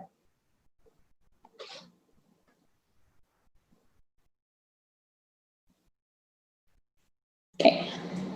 This year, date and venue, the nominees presentation on science learning research on innovation will be held at 17 November 2020, and the announcement of the winners will be at 18 November 2020, and the venue will be in Yogyakarta, Indonesia. Well, I know it's still in the pandemic, but we hope that as time goes by, there will be better, so we can help our event in November. Okay, next. So for the awards for the winner are comprised of first trophy, certificate, a teacher professional development fund sum of for first winner 5,000 USD, second winner 2,500 USD, then the third winner is $1,000 US. Okay, so the general requirements for those who wants to join the PhD. First, it should be citizen of SEAMEO member countries. Second, being able to communicate in English. Third, primary or secondary science teacher in education institutions. Fourth, having science teaching innovation with ingenious methods to engage students in learning of science. Fifth, being recommended by relevant education unit or institution or community. And last, active member of Teachers Association. So there are two registration requirements. For first for Indonesian and the other one for all applicants outside Indonesia. First, I would like to explain for the application from Indonesia. Applicants must fill in the registration form and submit requirement documents at, well, you can see the link before 17 July 2020. Oh, it's really close, right? And the requirement documents are follows. First, best practice paper. The paper template can be downloaded at the link, and as you can see on the screen. Second is recommendation letter from head of teacher association and or head of education office. Third, curriculum vitae with the professional highest achievement. And last is scanned copy of passport or national identity card. So how about the selection mechanism? The first, after applicant submission, there will be desk evaluation. So that means SEAMEO Qitep in Science will be assess your documents and portfolio. And the third will be paper review. Our expert panel will be review your paper. And fourth, after that, we will choose only 20 best applicant, 20 best paper. And after that, those 20 best participants will be asked to do the online presentation. And after online presentation, we will only choose one best nominee that will be the representative of Indonesia. And these one best Indonesian nominees will be compete with 10 nominees from other SEAMEO member countries at KHD Award at 17 November 2020.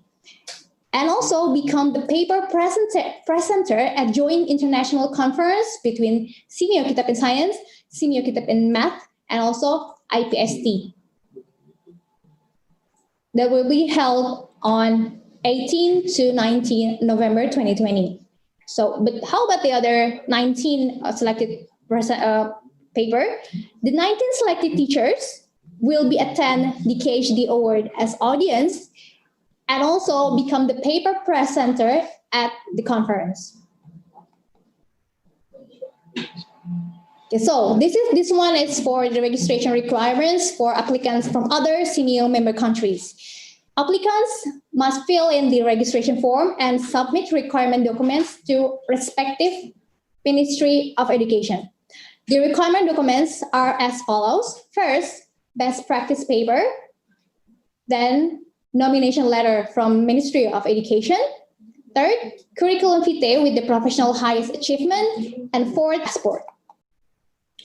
So next is selection mechanism. Well, actually the selection mechanism will be similar, but it's not, it won't be done by SEAMEO Qitep in Science. Instead, it will be done by respective Ministry of Education. So the Ministry of Education in your respective country they will assess your paper and they will choose only one nominee as the country representative.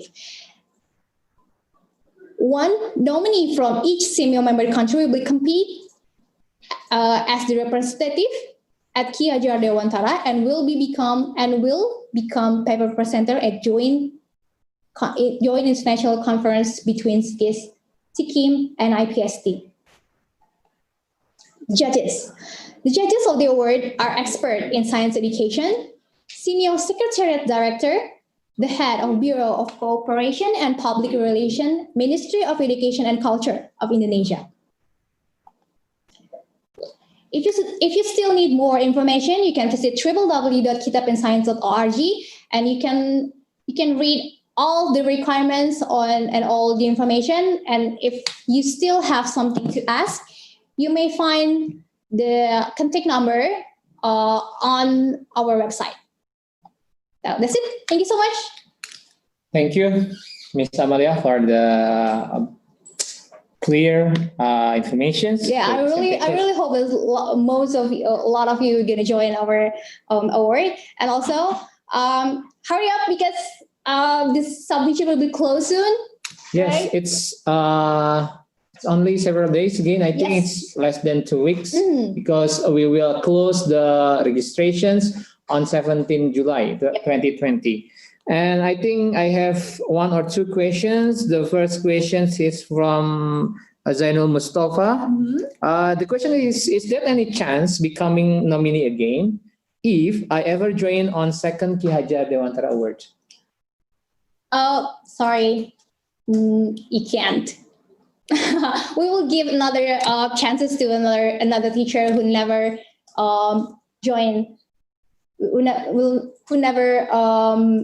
our event before. So let's give them a chance. Okay, so we'll give another chance to other participants from Indonesia and 10 SEAMEO member countries outside Indonesia.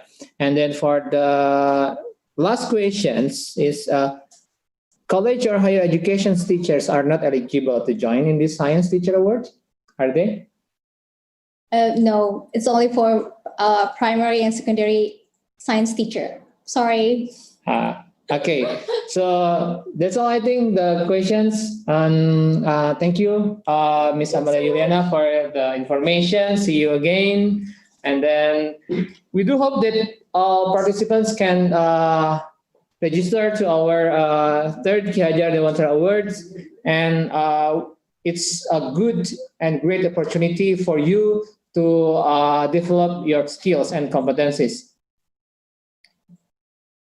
Okay, now dear participants, we have finished all of today's presentations. From the speakers' presentations, we could learn that COVID-19 pandemic has caused global crisis that becomes a challenge for education.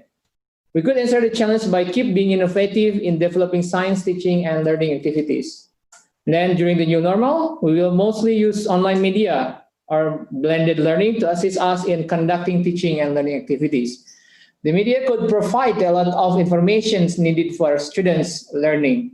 However, as a teacher, we are not only urged to be innovative in delivering the learning content, we should also be able to motivate our students to overcome this crisis. Dear participants, this is the conclusions of our today's webinar. Before we end this webinar, I would like to invite all the participants to create an account at our course information system at course.qitepinscience.org to get access to our upcoming programs. And then I would like to inform you about the attendance form. We have shared the link to access the attendance form on the chat box. Please make sure you submit the attendance form because based on that attendance form, we will give the e-certificate of this webinar. Please, and then we will send the e-certificate to your email by 7 working days at the latest. So your e-certificate will be available in 7 working days, so around next Friday. And please also fill in the evaluations form at the link that we share on Zoom and YouTube chat box. For the participants who join on YouTube, please don't forget to fill in the resume as the conditions for you to get the e-certificate. Finally, on behalf of SEAMEO Qitep in Science, I would like to extend our gratitude for all speakers, Mr. Agus Fani Chandra Wijaya, Mr. Ko Chikiang, and also Mr. Nurhelmi Abdul Muttalib for your sharing. Thank you so much. And thank you for all participants for joining this webinar. We wish you well. Be safe and have a good day. Good afternoon.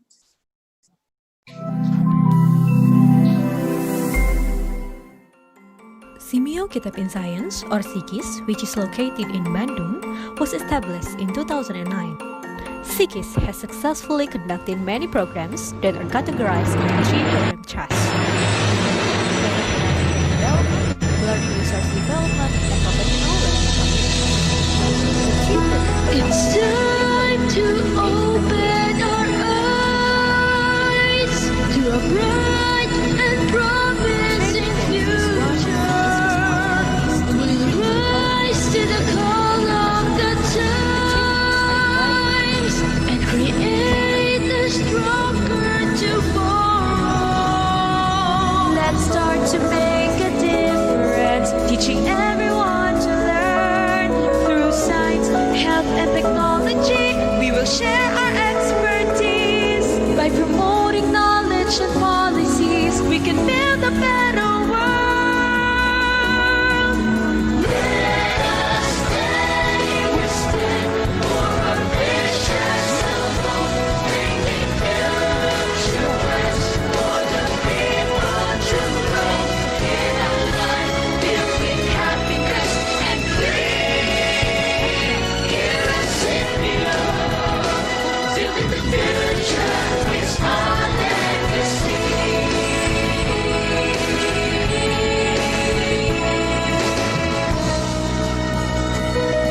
We'll achieve our goals through partnership, creating opportunities.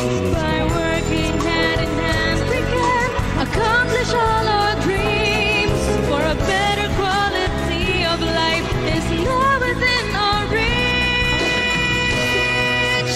Let us take a step for our vision alone, bringing future west for the people to grow in a life filled with happiness and freedom. Here at SEAMEO, building the future is our legacy.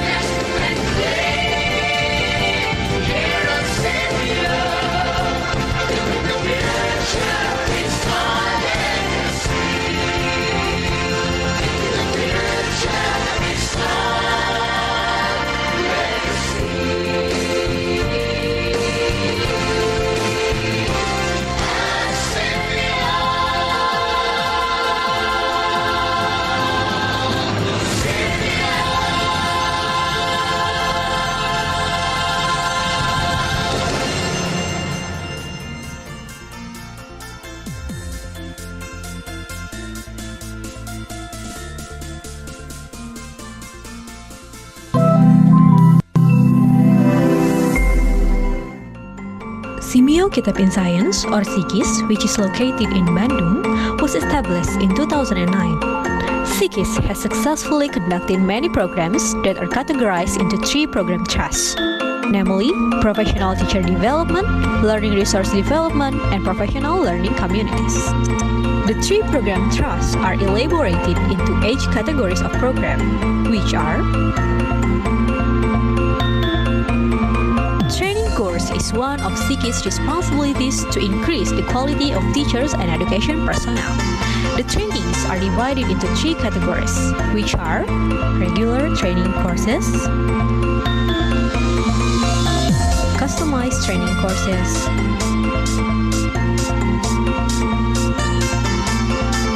collaboration training courses.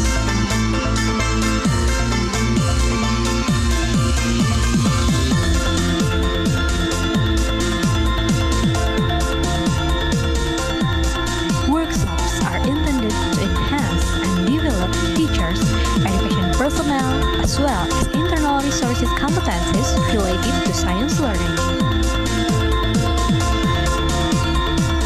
International conference, seminars, and online lecture teachers propose is to disseminate best practice of science education.